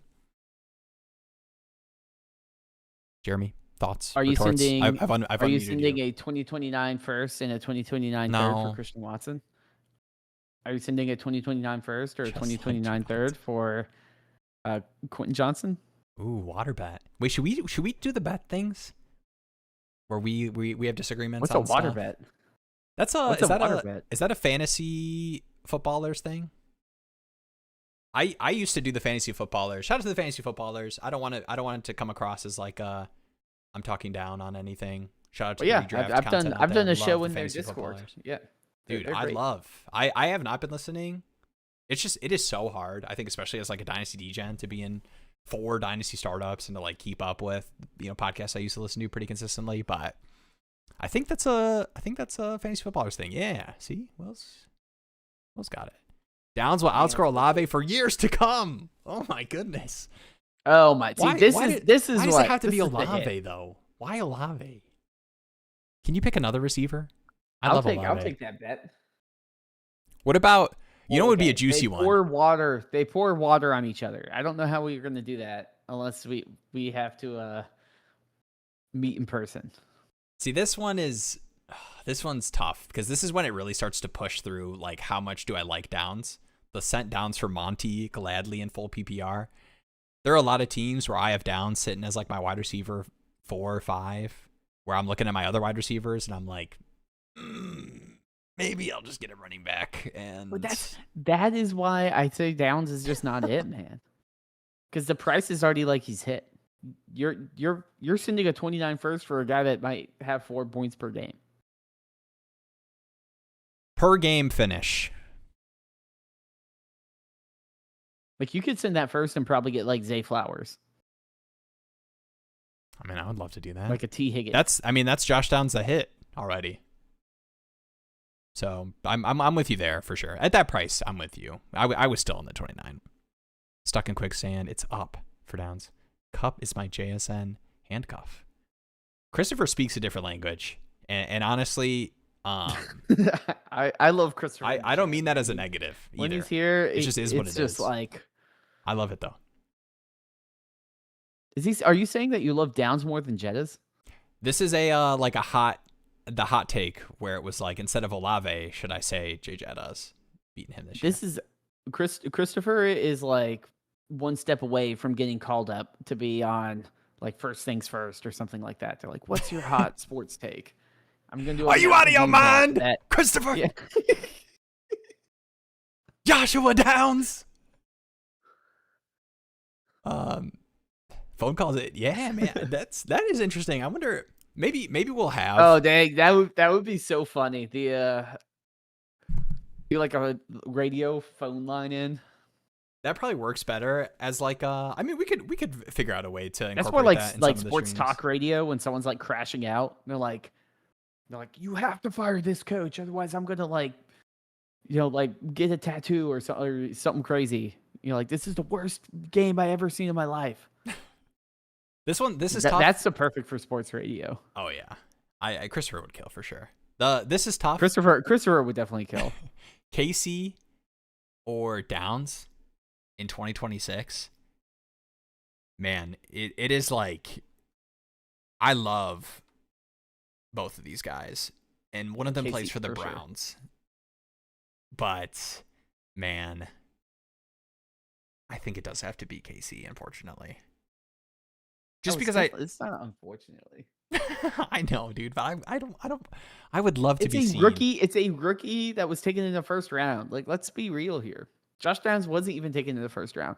Yeah, but will you let me kind of like act? No, Jeremy, will you let me do my little like Downs to me bit? Is like, it's like when I first heard about Nikola Jokic, which might not be the perfect example, and everyone's like, dude, his analytics are phenomenal. It's amazing. And then I watched him play, and I was like, oh, this guy is amazing. And he continued to grow and take over this role. And I keep hearing Downs is amazing. His route run, share, blah, blah, blah, blah. And I'm like, okay, cool. But, like, I don't see any of that. Like, I'm like, he's just a guy, man. Like, he doesn't have the size. He's, like, good, but he's not – I'm not sending a first-round pick for him. Look, I mean, Jordy Boy, I'm taking everyone in that tier, like – everyone in that tier over Downs. Yeah. Like, I'm just like, to me, it's fair. Like the hype. It's like Tootin. People are like, why are you taking Tootin this high? And it's like, it's the hype of Tootin versus what he's actually produced. But at least Tootin is a second-year running back, not, a third-year wide receiver that even if he does hit, it's not going to be as valuable as like Tootin hitting. Yeah. All right. Shout out to Patty Mills. Live stream was so close. But he's actually in on downs. Pierce is still not practicing. And we're starting to get to the point of the season where like not practicing and no timetable stuff is like kind of spooky. Like I tend to brush that stuff off a little bit. Like there was like the Ladd McConkey hamstring tightness stuff, if you remember, from like 3-4 weeks ago. It's like, dude, we're like 2 months out. Like they're gonna let these studs like sit if they feel anything at all. But yeah, definitely getting spooky for sure. But shout out to Patty Mills for being patient. I pump faked, hit him with a pump fake of pulling up the team and then getting distracted by something and then changing the overlays. Yeah, we do have a few of those. Yes, so I'm getting ready to roll here. Heading into year 1 from the startup with this team, and honestly, I have no clue what to do. Second in overall value, but you guys think I can contend? Or any advice on moves to make? So this is a 12 by 10, full PPR, 4-point passing touchdown. I added a new scoring tab. I know, dude. I was just clicking into this thing. I do like this. Were you thinking of me when you set some of these up? Where you're like, the way Will fumbles on the stream when he's clicking through these tabs. Let me organize it a little bit better for him. Is that what it is? Well, I was annoyed too because I would be like, oh man, I just want like a list of the starters as well, of like than just like the bar chart. Dude, this is interesting. I like discover things on stream. You know, is that bad? You gotta sneak things in there. You know, you gotta poke around, see if people find some stuff. Yeah. Okay, sorry. But yeah, the scoring tab here. This is awesome. Shout out to Jeremy for making things easier for me. So it looks like nothing juicy. Pretty standard. All right, with this team. 12 by 10, yeah? 12 by 10. Lamar, Hurts, Ward, banger QB room. Achin, Tootin, Jonathan Brooks, Pollard. Okay, semi-weak RB room. Jefferson, McConkey, Tyson, and then Kelsey, Dulcich, Stowers. Is this a... The like wait and see aspect applies to a couple of these guys where I do think it's pretty realistic. Yeah, it is. I do think it is realistic that week 1, week 2, you feel a lot better about maybe 1 to 2 of these guys, of like Pollard's role, Tootin's role, Jonathan Brooks's role, and then smashes, Tyson in the offense. But the issue is there's so much wish casting of like Tyson has to hit, Tootin has to hit, Tony Pollard has to be decent. Yeah. Jonathan Brooks needs to be something. And then guess what? What happens when one of them isn't? What happens when one of these guys doesn't hit? Let's say Stowers and Tyson are slow rolled. Okay, well you're screwed. Your depth isn't really there, right? Mm-hmm. You're talking like Omar Cooper, Travis Hunter, Stribling, like there's not enough, especially at running back. I think that's ultimately going to be your biggest flaw. Is the running back depth isn't there? Like if you're like, oh, I'm going with Stribling or Cooper or Tyson, I'm like, there's enough guys there that you probably can find someone to keep things afloat. Especially you got Stowers as well. I don't know if there's a tight end premium. No, there isn't. Yeah. But like I was like, okay, there's enough at the wide receiver that I'm somewhat interested. Like I imagine Williams, Stribling, Hunter, Cooper, Tyson. Out of those guys, you could probably get 1.5 starters throughout the year, pretty solidly. So would you... But at running back, I'm just nervous. I just think the drop-off is too steep for me to be like, yeah, this is a contender. Like, you got to watch out for me. Yeah, I definitely don't want to push in picks right now to improve the RB room. I was just peeking at quarterback because that was my first thought. It's tough out of a startup, obviously. Mm-hmm. Like, people generally draft to feel comfortable about their starting lineup in some capacity, and especially at the QB position. It is, dude, the worst QB room is a Goff, CJ Stroud, Stafford. Like, it is just going to be so hard to move QBs. This is a dart shuck back QB3, but man, if these teams are fine just with 2 quarterbacks, that's probably tougher. How would you go about improving your RB spot? Would you try to move off of like those hype beast guys for like more solidified producers, like the Jonathan Brooks, Pollard, Tootin guys? I think the option I would probably look at is the Jordan Tyson lever. You I do think have that is probably the JJ biggest Ladd is move I could nice. probably make is trading Tyson for some sort of running back production that is significant enough, and then say, hey, I'm going to have to live with Cooper, Hunter, Stribling, or a trade, like I said, the second or third and pick up a Christian Watson or someone in that range. It's a lot easier to round out that wide receiver room than to get an ETN caliber or better running back to add to your team. And that's frankly what you need for this to be competitive, is at least an ETN or better player. Yeah, I just got like stun I locked could tell looking at something this was going team. on. You're like, Well, so trying to this process team, it. I was trying to go through like the worst wide receiver teams that had strong running back rooms to see if there is like some kind of, and I was like, oh, I wonder if this team is like rebuilding. They have like T-Mac, Carnell Tate, they have Jadarian Price. They traded their 27-1 in the startup. And I want to find out for and what. then drafted all young players. Because it's Bijan. Bijan first round. I'm with you. All right. Then what are we looking at? Like Loveland, then Dart, second, then T-Mac, then Tate. I'm trying to figure out like where this first was used. What leverage did we gain? Was it the third round pick? They traded up in the third to take Tet. Oh. Wait, is that? Sorry, this is definitely not worth it. But I need to know. Okay, what was the team? Was it JPED? It's For the Culture. It's a For the Culture. Oh, okay. Oh, shouts to JPID. One of my team images. Okay. And one of my leagues is that exact. All right. So this is basically they moved up from the 5th to the 4th, and then they got a 6th. Well, that's not too bad. But yeah. Then what? Sorry. All right, my bad. Petty Mills, you didn't ask for that. Well, I mean, I think ultimately the issue here is you traded your future pick, and then you're like, you still got caught up in the glitz and glamour of the young pieces that might not produce elite.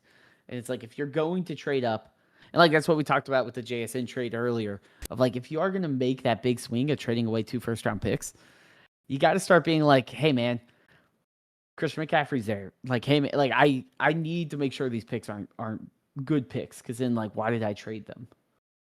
Yeah. Kind of want to just peek here. Tyson the 502.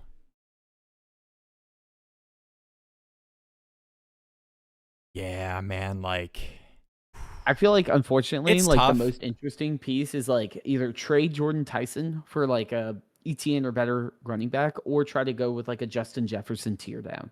Like, can you tear down off Justin Jefferson, get like Olave and some sort of impactful running back production? Yeah. All right, I need to ignore that team. It's going to stun like me again. This is I mean, this is a BTJ. I mean, this is but like Olave and Javonte Williams. I mean, what about so this team has they're labeled a rebuilder. They got Sadiq tight end, wide receiver room is Igbuka, Rice, BTJ, Addison, Achan, Scat, Dowdle, Woody Marks. I mean, it's just a pretty weak team overall. They may not see themselves. That's what I was gonna say, man. Can you do like a Tyson? Can you do like a Tyson plus for Achan, Dowdle, and they don't care about moving off of Dowdle because they're getting young? What plus would you add? Let's do that. If you were Dowdle Achan from that guy for Tyson and what? I don't want to move a first. Yeah, but you probably would have to. Yeah, would you move a first on this team for Achan and Dowdle, or am I getting too funky? You're probably better off doing a Tyson for a running back, or the JJ tear down. I'm hesitant because like that 27, I can't guarantee is late. Now, I will say if you get Achan, according to the trade calculator, it would bump you up to a contender tier. So it like we're saying, the biggest issue with the team is having meaningful running back production, and Achan would give you that. It's just like, hey, my insurance policy is completely gone at that point. Yeah. Oh, this is an interesting team. Oh, man, you only have to start 2 wide receivers. I didn't even recognize that when I was going through. Yeah, it's a Only 3 2 wide flex. receivers? 2 running back, 2 wide dang, so receiver, running 3 back. flex. Yeah. That makes sense. If you looked at the flex breakdown Right, yeah. chart, I was like, why is flat? I've never seen like 96% wide receivers dominate the flex. But it makes sense if you only start 2 wide receivers. Right. Then basically number all the of- wide receivers fall in that flex spot. Right. Honestly, I clicked through this pretty quick because I got scared I was going to sound like an idiot trying to analyze it. So appreciate you giving me a little breakdown of what that looks like. This makes sense. Ooh, I wonder what, now I want to click into my leagues. Wait, where is, Uh-oh. how right was I? This was like, I think we both went pretty hardcore running back in Alpha Daddy. Flex, 25%, 58% tight end because it's. Or Daddy. Oh, wait, start 2 though. Oh, wait, not Alpha. I'm stupid. Yeah, I was like, wait, Daddy. Yeah, Daddy. 79%, 42% flex running too. backs. All flex slots, 40%. And I will say, any of the IDP junkies that keep asking me when will IDP be added to the site, it's slowly coming, but this chart will update with IDP flex as well. So if you have weird IDP formats and you're like, which do I start a linebacker or a DB or something in the IDP flex spot, it will count that as well. All right, I am getting Bookie Boys ready. I'll pull that one up. And then Bullpen 80. I just all caps responded to your message of 10-team PPR, Neighbors, and a 27 first or Hampton. I just screamed Neighbors side at him in the chat. I would take Neighbors over Hampton. Yeah, Neighbors in a 27 first. That's a smash. I will say we do have a tenacious question August 5th, which is technically a Wednesday. So he got the early message. Oh, dang. But it's not a full roster preview, so that's something we can just talk about after. All right, let me. You can grab that golden. We'll talk about it off Chris stream. said. We'll analyze it off stream. All right, let me get this team ready.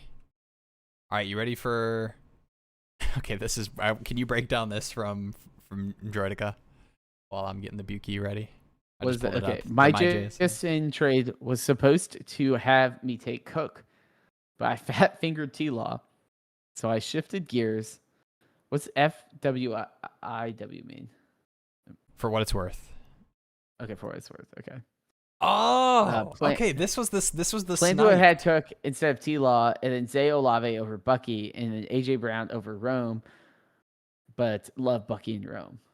Yeah, and a lot of these takes too are like, I think it's just easier in a lot of these ambiguous wide receiver situations to just point to the running back roles, right? So I think a lot of those like Rome versus the running back bets that we're talking about, especially on the teams that you move here first, to us it's just kind of like honestly more so like a safety net type of thing, in my opinion, than necessarily 100% confidence that like Rome can't, deliver on, a top 15-ish season for that offense. Yeah. Mm-hmm. All right. Here we go. I got the team. How does the team named Hawk Tua not have Tua? People love their puns, man. I was thinking about, I have my one redraft league that's still on Yahoo.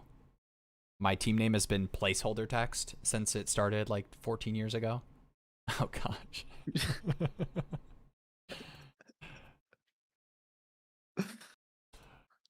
All right. With that being said, Buki Boy here heard. Sorry, that message broke me, man. Dude, wait, can I not do this? Okay, there we go. When Chris is in the chat, man, it's a different level. He's always. It's a different language, but it's one I want to We're like, learn. hey, glass half full, and he's like, nah, it's half empty, man. Like, different way of looking at things. All right, I heard from another league member that the Henry, Swift, Javonte owner is looking for wide receiver help. I figure I can help here. Oh, yeah.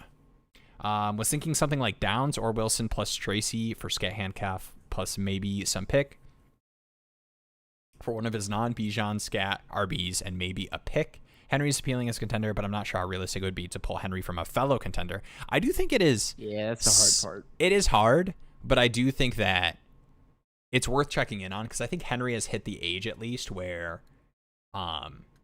people wrongfully are ready to cash out. When you start thinking about, running backs being, pushing 30, 32, 33, 34, I think people kind of accept it could be the last season, any season. I mean, there was teams last year where I was like a borderline contender. I sold Christian McCaffrey because I was like, realistically, how many things have to go right for me to win? Okay, let me just cash out and at least kind of, get a little bit of value out of what originally was a big trade that got me McCaffrey. Yeah. So I could see him saying, hey, like, Henry, Javonte too. Technically, like I got Swift, I can do other things and at least get some future value so that if this doesn't work out down the road, I'm not like, well, I just burned Henry for nothing. So would you pretty easily do so Javonte and Derrick Henry and Swift? I would be fine going after any of these guys. Like yeah. I know Swift people are more down on compared to Javonte and Henry. Does he like Josh Downs? You might be able to do Josh Downs for Bijan. I mean, some of the way people talk about. All right, so here's a Downs or Wilson, which I would give the option, plus Tracy for the scat handcuff. Scott, whoa, that's a tongue twister. Scat handcuff, plus maybe some pick for one of his. I mean, I would do one of those receivers plus Tracy. I mean, I would probably do it. Unlike some of my RB neediest teams, I would do it for Swift. Would you do? I mean, I think Downs, honestly, Diggs as well. I'll throw Diggs in there as well. Contender Diggs, like that you can get you can ask for that. And you can ask their opinion too. Like I think, I mean, I do this a lot. Do you think people like that? Where I will give them like, hey, here's what I'm thinking for this deal. Like this running back, here's Tyron Tracy, and you pick your favorite of these three receivers, and I give them the three. Yeah. Like I think people like that. I think that's nice, especially if people like the message. Like if someone's like responsive in messages, then it's like, okay, yeah, like I just need to make a deal like this, but I don't really care anyone from this range. Yeah. Yeah, I think 100% would knock on that door. And two, like you are so, I mean, JSN, London, Nico, that's like the three receivers you're starting. And then losing one of these guys, you still have one of, Diggs, Downs, Wilson for this season. And I think attacking this running back room would help a lot. So the cheapest ways you can do that by throwing in your wide receivers. Are massive, man. I know. That's probably tough to like roster these like NERB on a. The bench is 57% of all roster spots in the league. That doesn't include the 4 taxing 4 IR spots. If you include those, it's like 75% of the league is just players on the bench. Mm. Joe Mixon. Are you picking up Joe Mixon? I mean, dropping Sion Vaki. Yeah. Actually, I don't know if I'm dropping him. Yeah, drop Hush Brooks. Drop. Actually, no, don't drop Thornton. Yeah, you should drop one of these. John, whoever this guy is, John Michael. I've never seen that name football is so Dynasty / football is so back because I just stopped myself from telling you to drop Tyquan Thornton. Because I was like, I could see, like, I know there's Cyrus Allen hype, but he had a role for that Chiefs team last year. Yeah, drop. I'm dropping. I've never heard this guy, John Michael Gillenborg. Is that the Chiefs tight end in like the 7th or something? Yeah, Chiefs tight end. Yep. What? I would drop him 7th? I don't know. Was he undrafted? He was, undrafted. That's what I thought, 7th round. Okay. Wow, shout out to me with the John Michael Gillenborg lore. Ras Demon. Yeah, I think like the only reason that I really had tabs on him was the Chiefs tight end aspect and like the midst of like a potential Kelsey retire and all the hype that would go for a Chiefs Ras Demon tight end. Okay. I guess if he's on IR. But yeah, Um, But no tight end premium. I'm definitely I like cutting that. down these tight ends. I don't need that many. Roster in such a deep league like this, like Brashad Smith, Joe Mixon, like I need running back help. Like even like guys like Jarquez Hunter or something, like we could see them get, like we haven't seen some of these guys get rolled. I mean, Garindo we've seen produce before. Like I'm rostering Garindo. I'm rostering all those guys, especially since the benches are so deep. I'm going to roster pretty much every quarterback Dude, and running back I can. I think you have a great starting point, but I will say, Buki, this team is too good. Dude, man, I know we talk about this every time. Oh, actually, we didn't even talk about this. I mean, this is a different trade, but You can't get T-Law. you got 3 good quarterbacks. Like you could also move T-Law into a running back. Jeremy.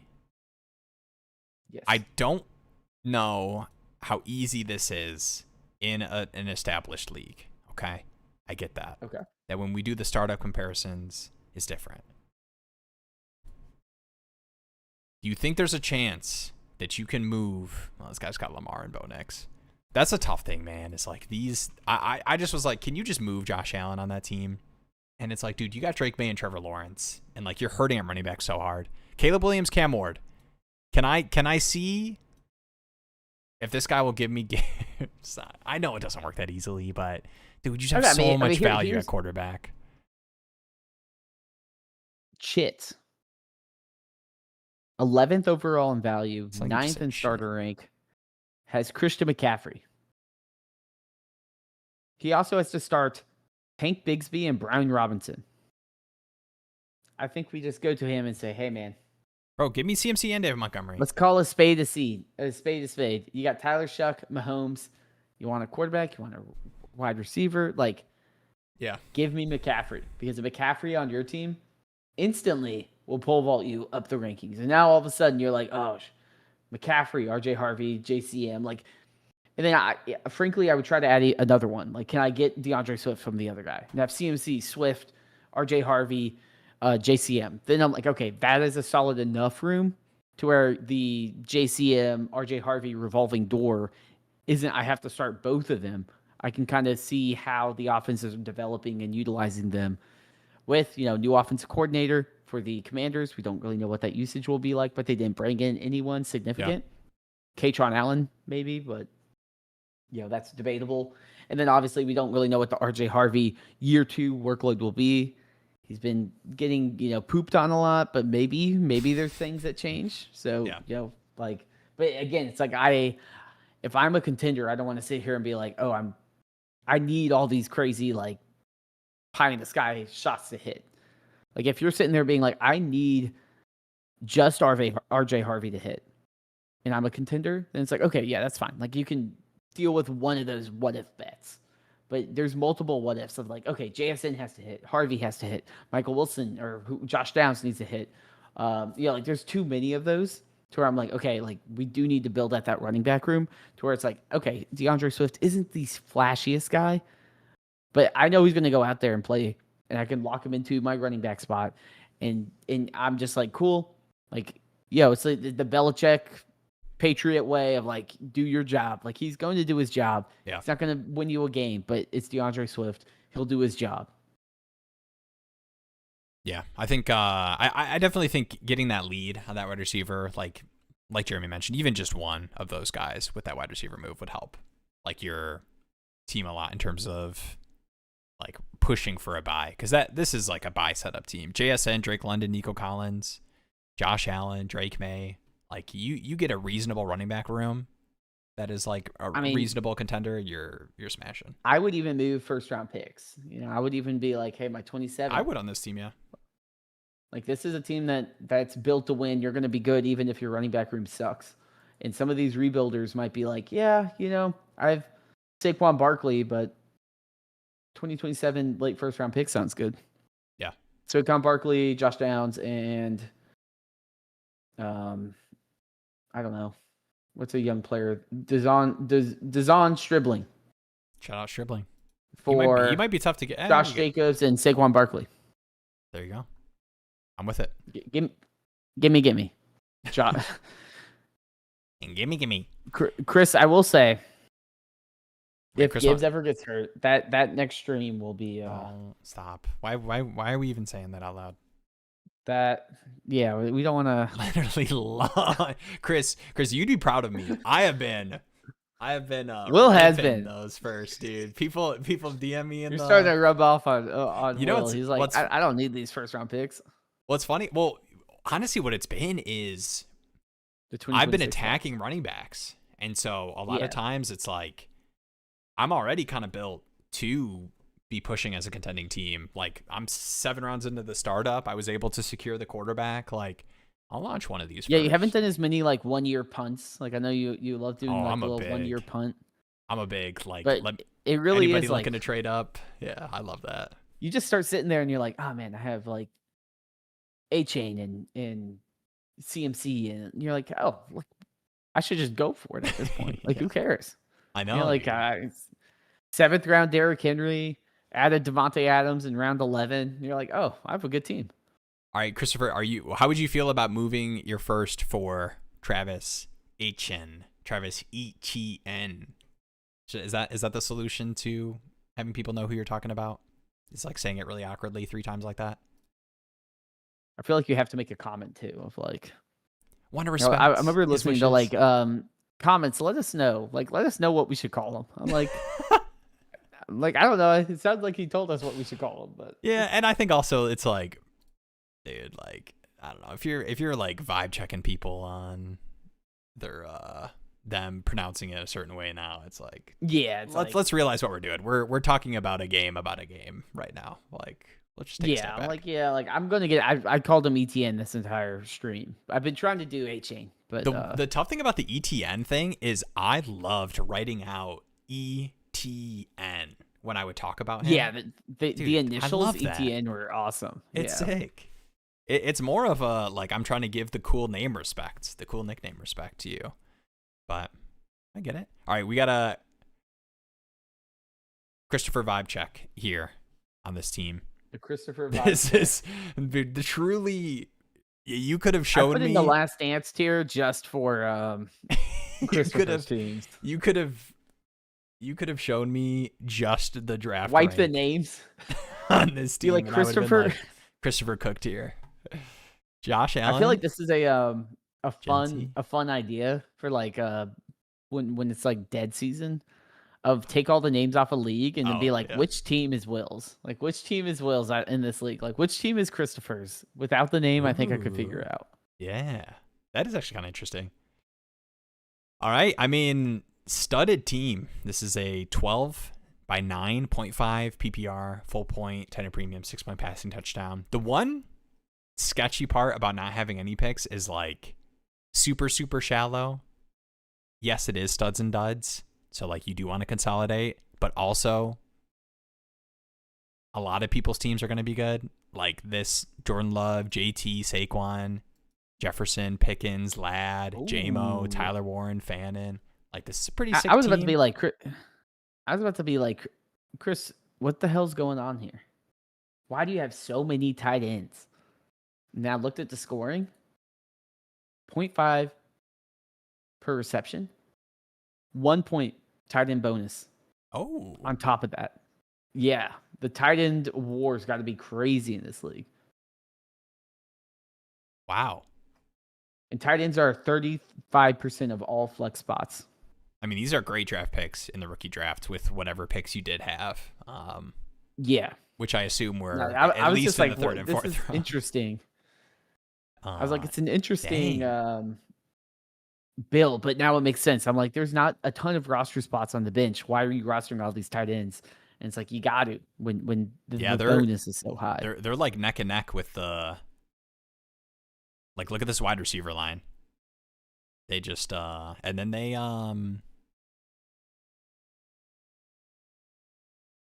yeah, dang, that is really interesting.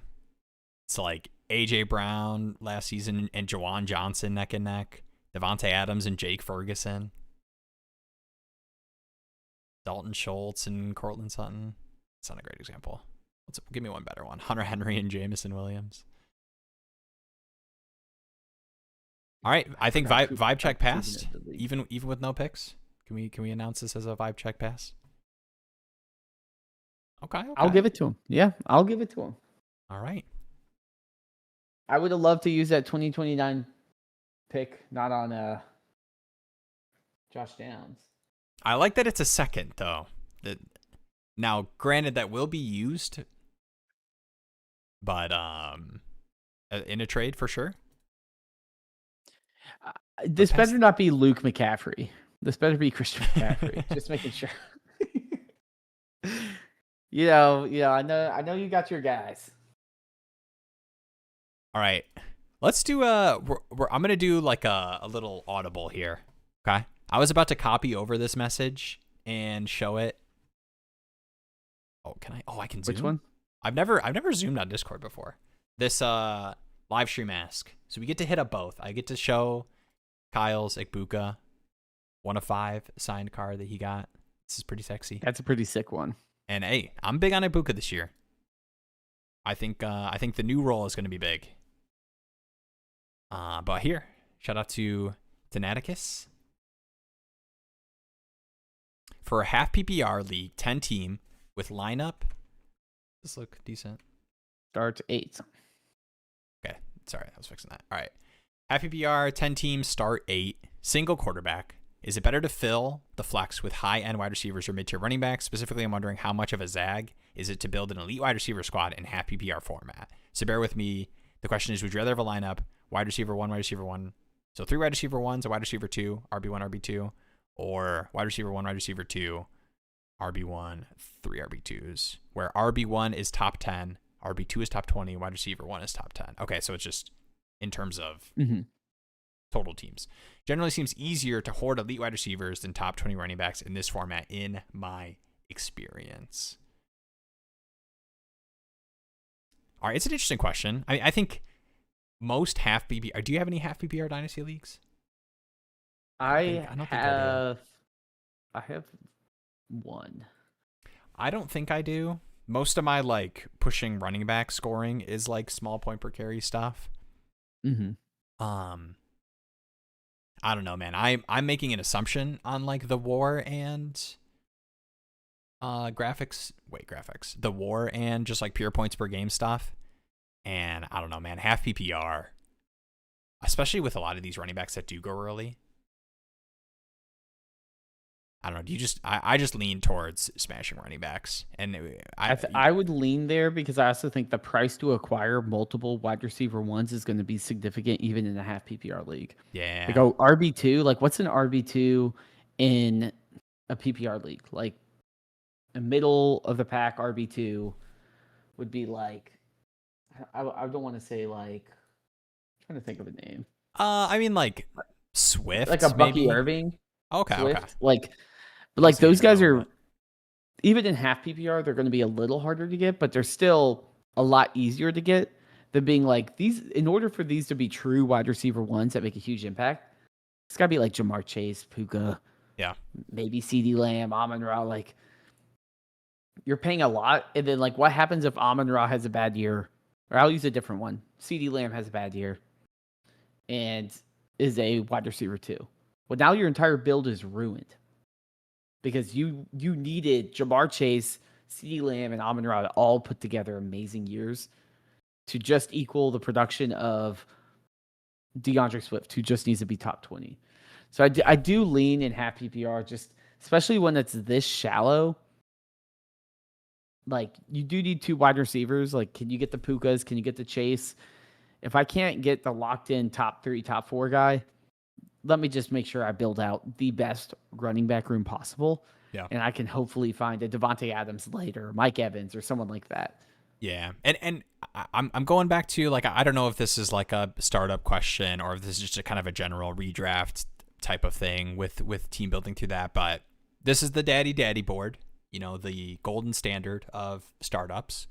And to me, and I talked about this a little bit earlier, in terms of like, I'm expecting to want to start this player for the whole season. So whether it is my like first flex spot at wide receiver or running back, while I think you could argue that within this kind of 9th through 12th round range. There are running backs that for sure you could want to start. I would not be surprised if half of these names are on benches in most leagues consistently through like Coleman, Charbonnet, Corum, Brooks, the Panthers running backs, the Steelers running backs. You got Ramondre in the 12th here, JCM in the 12th. Like these could all be like total misses. And a lot of the wide receivers to me, maybe like the high end of like the one injury away stuff is not as exciting, but like Christian Watson, Wandale, Michael Wilson, Devontae Adams, Mike Evans, Josh Downs, Jaden Reed, Michael Pittman, Jalen Coker, like a lot of these wide receivers you can get. I'm fine. And that's kind of the bets that I think both of us made in these startups is like, dude, I will happily plug in one of these names, two of these names in my last wide receiver slots if I'm able to kind of build out these studly running back rooms like we push to do in these. Yeah, you can get guys at different bargains, which Rashad is White. just kind of you're not getting a Mike Evans producing running back in the 13th round. 15-1 here to Dabadoobie here, Rashad White, and then JCM went at the 12-4, which I don't hate either of those picks, honestly. Shout out to Tubbs, sniping Antonio. Dude, how did I not get the Antonio Williams discount? This was like right after the Diggs signing. Is that crazy? 12-7 Antonio Williams after Diggs signs there. That's crazy. Sorry. All right. Also, please tough. Don't worry about these the Hunter Henry Dallas Goedert pick. That was a decision I made when I decided to fade tight end in a start 2 tight end league until round 13. I had made that bet and decided I was going to sleep. That's an elite game. I will say, Alvin, we do see your message, but we can't search up your team name. We would need your username. But we're kind of getting to the end of the stream anyway, so you can also post in the Discord, and we can also take a look there, or we can always take a look at it next week as well. For sure, because we do this every week. True. And also, guys, like, okay, I do want to, we're down to like, a couple people sticking around. And if anybody rewatches this, I want them to know, I do apologize for ghosting you guys on the best ball streams. I know everyone was itching. Oh, Will, we love the best ball streams. Oh, please. The chat was itching. Where are the best ball streams? Oh no, you said you would do it this Thursday. It might, I don't want to promise and then break the promise again. But here's what I can promise. This week/weekend, will be drafting a best ball stream on the Dynasty Daddy channel, and it will be streamed live to viewers like you. And that is all I can promise. Is it going to be the new and I will green screen fulfill it. Format it will be the new that screen. You've been hyping up? New green screen. I'm going to be doing some karaoke. No, it'll be You're going to be on an exercise ball. You do a little bit of Nikki Jakey. Yeah. I'll do a full analysis of like why Dynasty fantasy football is like the most important thing in my life. I'll probably make that video when I'm like 48 or something. When I'm like nostalgic about the next set of things. Be like, I started doing streams in the Dynasty Daddy Discord, and now I'm in 50 leagues. AMA. Dang. What player is worth a 109? Like a rookie draft 109? I assume so. Man, 109 is brutal. I'll tell you. When you're outside of the top. Boston hype is real, man. Yeah, man. But is that not still brutal? Like, what is the? Let's close on this, all right? And then I'm gonna go potty and go to bed. I had a big day. Okay, guys. All right, let's do rookies only. Okay. I'm doing rookies only. We're doing the startup draft board here, figuring out what players, who's at the 109 and what players worth them right now. Let's do the first 9 picks here. I got Jeremiah Love. Let's do we're getting some Tyson hype. Let's stick Mendoza in there. This is not a perfect order, but I think generally this is how the order would go. Yeah, Love, Tate, I could see Mendoza, Price jumping Bryson, Lemon with the hamstring stuff for sure. I think Lemon would still be in there for sure. I think people, KC, like Sadiq, maybe. I think in most tight end premium leagues, even with the injury, compared to some of these other guys, people would still go Sadiq in the top 8 for sure. At this 9 spot, dude, who is your 109 right now?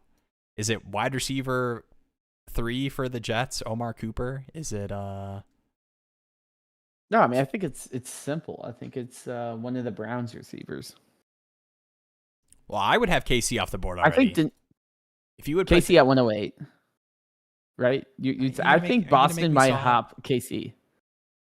Dang. I think Boston hype is real. Like he's up 15% in value in the past 30 days. Like people are hyping him up. It's a situation he could totally win. I like Boston. I was higher on Boston than most, but I'm very high on KC, and I think Boston operates better as like range. But here's the thing, Jeremy. like 109, like Ty Simpson. Where are you taking Boston? A team build well. Let's go back to the golden standard here. Okay, where was Boston at in this 11th round? Where'd he go? Somebody help me. Take it easy, boys. Yeah, it's bedtime. We gotta calm down, rest up. Oh, the 9-8. Okay, that was earlier than I thought. 9-8 Denzel Boston. All right, would you trade Denzel Boston to 109 for Christian Watson? I would. I would do it for. I would if I was contending. I would do it for Watson. It probably is middle, like give me the Boston upside. Because I know Watson will probably get injured, and I'll just live with that later. This guy knows. This is the guy that took him. I like these picks, dude. I do like the Jaden Higgins pick. I actually honestly thought about Higgins a little bit, but I think my team build leaned a lot. Jaden Higgins? Yeah, I think my team build leaned a lot more into taking a shot on like Christian Watson or Terry McLaurin versus one of those like younger receivers that I liked. But yeah, I mean, would you trade the 109 for on a contending team? I mean, would you do it for Terry, even post Diggs? Would you move the 109 for Terry on a contending team? I don't know. I haven't bought back in on Terry, to be honest. I think the Commanders are going to suck. Dang. You're not a David Bling Blang Blau build? I just don't know, man. The Tunsil injury I just feel like tough. everyone they bring in is like a bazillion years old. And like their offensive line is bad. They don't have any run game. They still, the only thing they brought in on offense like is like a 50-year-old guy that like was catching charges. I'm like, I don't know, man. Like, dang. Like, I'm just not. To me, the issue is like the Commanders never bring in young guys. They always bring in like old guys. Outside of the Tunsil trade, which was still not a super young guy. I like the Tunsil move. Outside of that, it's like, oh, guys, we fixed our defense. Bobby Wagner. And I'm like, dude, you need someone that's not like I'm putting duct tape on the bottom of the boat. Yeah. So the water doesn't come in. Like, you need to start replenishing it. And I know they started drafting some guys, but that offensive line scares me. The lack of a run game. Like, JCM was all right, but it wasn't anything that I'm like, yes, they could rely on the run game. Like, you need Jane Daniels to be literally like the best quarterback in the league for that team to succeed. And both their wide receivers are like 30-plus-year-old guys that aren't even, it's not even like gracefully aging like Jerry Rice. Like, it's like, no, it's slightly washed Diggs. Still had some good metrics, but it's definitely a washed Diggs. Terry McLaurin, who's kind of injured and like weirdly out of the game script a lot of the time. You know, like two likes to chat, and I'll mute Jeremy right now so we can still be in on the Commanders. I don't know. I'm just, the more I think about the Commanders, the more I'm like, yeah. I think they need probably a new coach, to be honest. Laramie Tunsil stuff is tough. Like, him being out is, I'm not going to pretend like that's not a big deal. So I can get behind that a tiny bit, but I'm just so in on Jaden Daniels, man, and Chig, man. Chig season, come on, dude. Chig is a good tight end premium darling for sure. Because in that range, I'm just like, I don't really care. Like, I'll take any of them. Oh, shout out to Mitchell here. Traded Dart and Shakir for Olave in a single QB12 team. Let's go, dude. We talk so much about how it is so hard to get value for quarterbacks in super flex leagues. Single, yeah. Let alone moving Dart in a single quarterback. Let's go. That's a banger great, trade. Yeah. And this is like a good kind of, like, I think Olave, there are elite players that get little like value by fluctuations when like I don't think Olave is seen in that like top 3 rounds. Like I think he generally is kind of like a 4th round startup pick. Yeah, he's like He's fourth outside round, of the top early 8 wide mid fourth. receivers. But I think like the Tyson hype, the like he had some like blood clot stuff where like I think people get sketched out about players in that range and they're easier to buy, and like that is just a great example. Banger trade. Yeah, that's a good one. All right, so we can end on this. If this is super flex, Fernando Mendoza at the 109 is insane. Like I would move up to take Mendoza in like the top 6-7 picks. Oh yeah, Mendoza should be no later than the 106. People that is like, if that's super flex, that is a pure. You talk about Dynasty being redraft focused, and people like how many of these rookies are going to be difference making anyways in their first season. Like I'm excited about Tate and Tyson, but like, dude. All right, and then of course we got to end on the not super flex. Okay, not super flex is tougher. I probably would still go one of those positional players just because the bar you have to cross to matter at quarterback. Mendoza would probably still be in my first round. Tight end premium, Stowers comes in play as well. Yeah. I'm slightly less Stowers than I used to be, but is okay. I'm with you. Yeah. Like 109, I feel like you're not getting an amazing value. I might as well just take the upside of the rookie. Yeah. Unless like I'm a true contender and I'm like, okay, I'll take the 109 and try to get Devontae Adams off the bad team. Here wide receivers, Jeremy might disagree with these. That's fine. I want you, Jeremy, give me a thumbs up or a thumbs down on these, okay? We'll go full screen here. Here are the receivers that went in a similar range to what we picked as the 109 pick that I would trade the 109 straight up for right now in my rookie drafts on my contending teams. Christian Watson, Parker Washington, Wandale. You're probably to the side on that one. Is in your heart of hearts, are you to the side? That's fair. I don't mind Wandale, but to me, I'm guy, just like, it's a new situation, and they do have Tate there. Like, I'm like, all right, DJ to Moore? me, it's whenever someone moves situations, I'm not going to have the same, that's fair.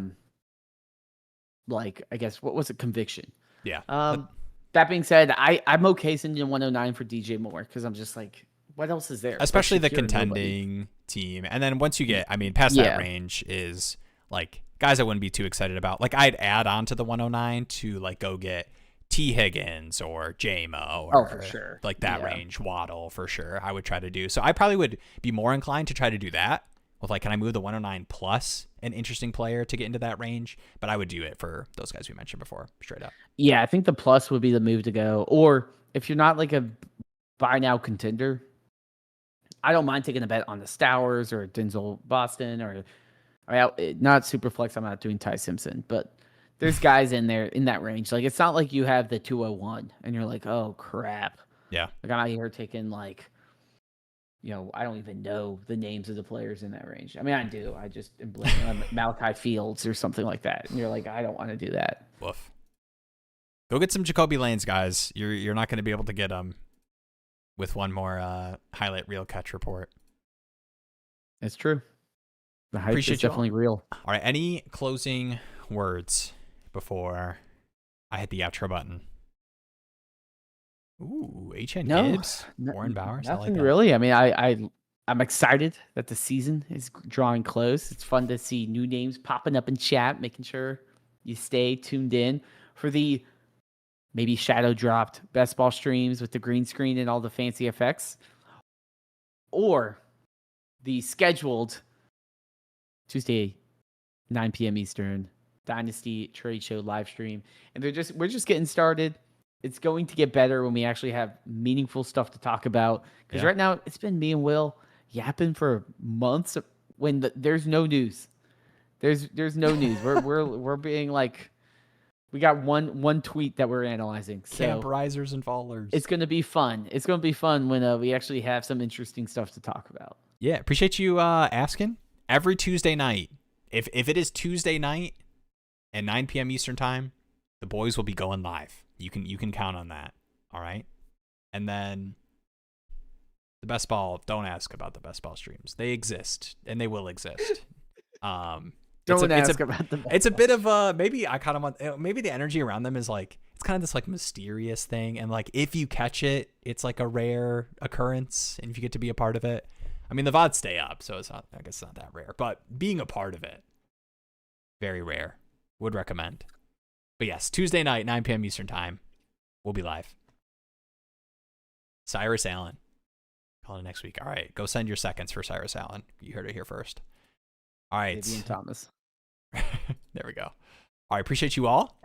Much love. Every week, Hannah.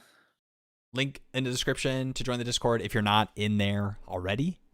Do not auto pick your startup picks if you're in one of the 4 daddy leagues. All right. Appreciate you all. Thanks. Peace.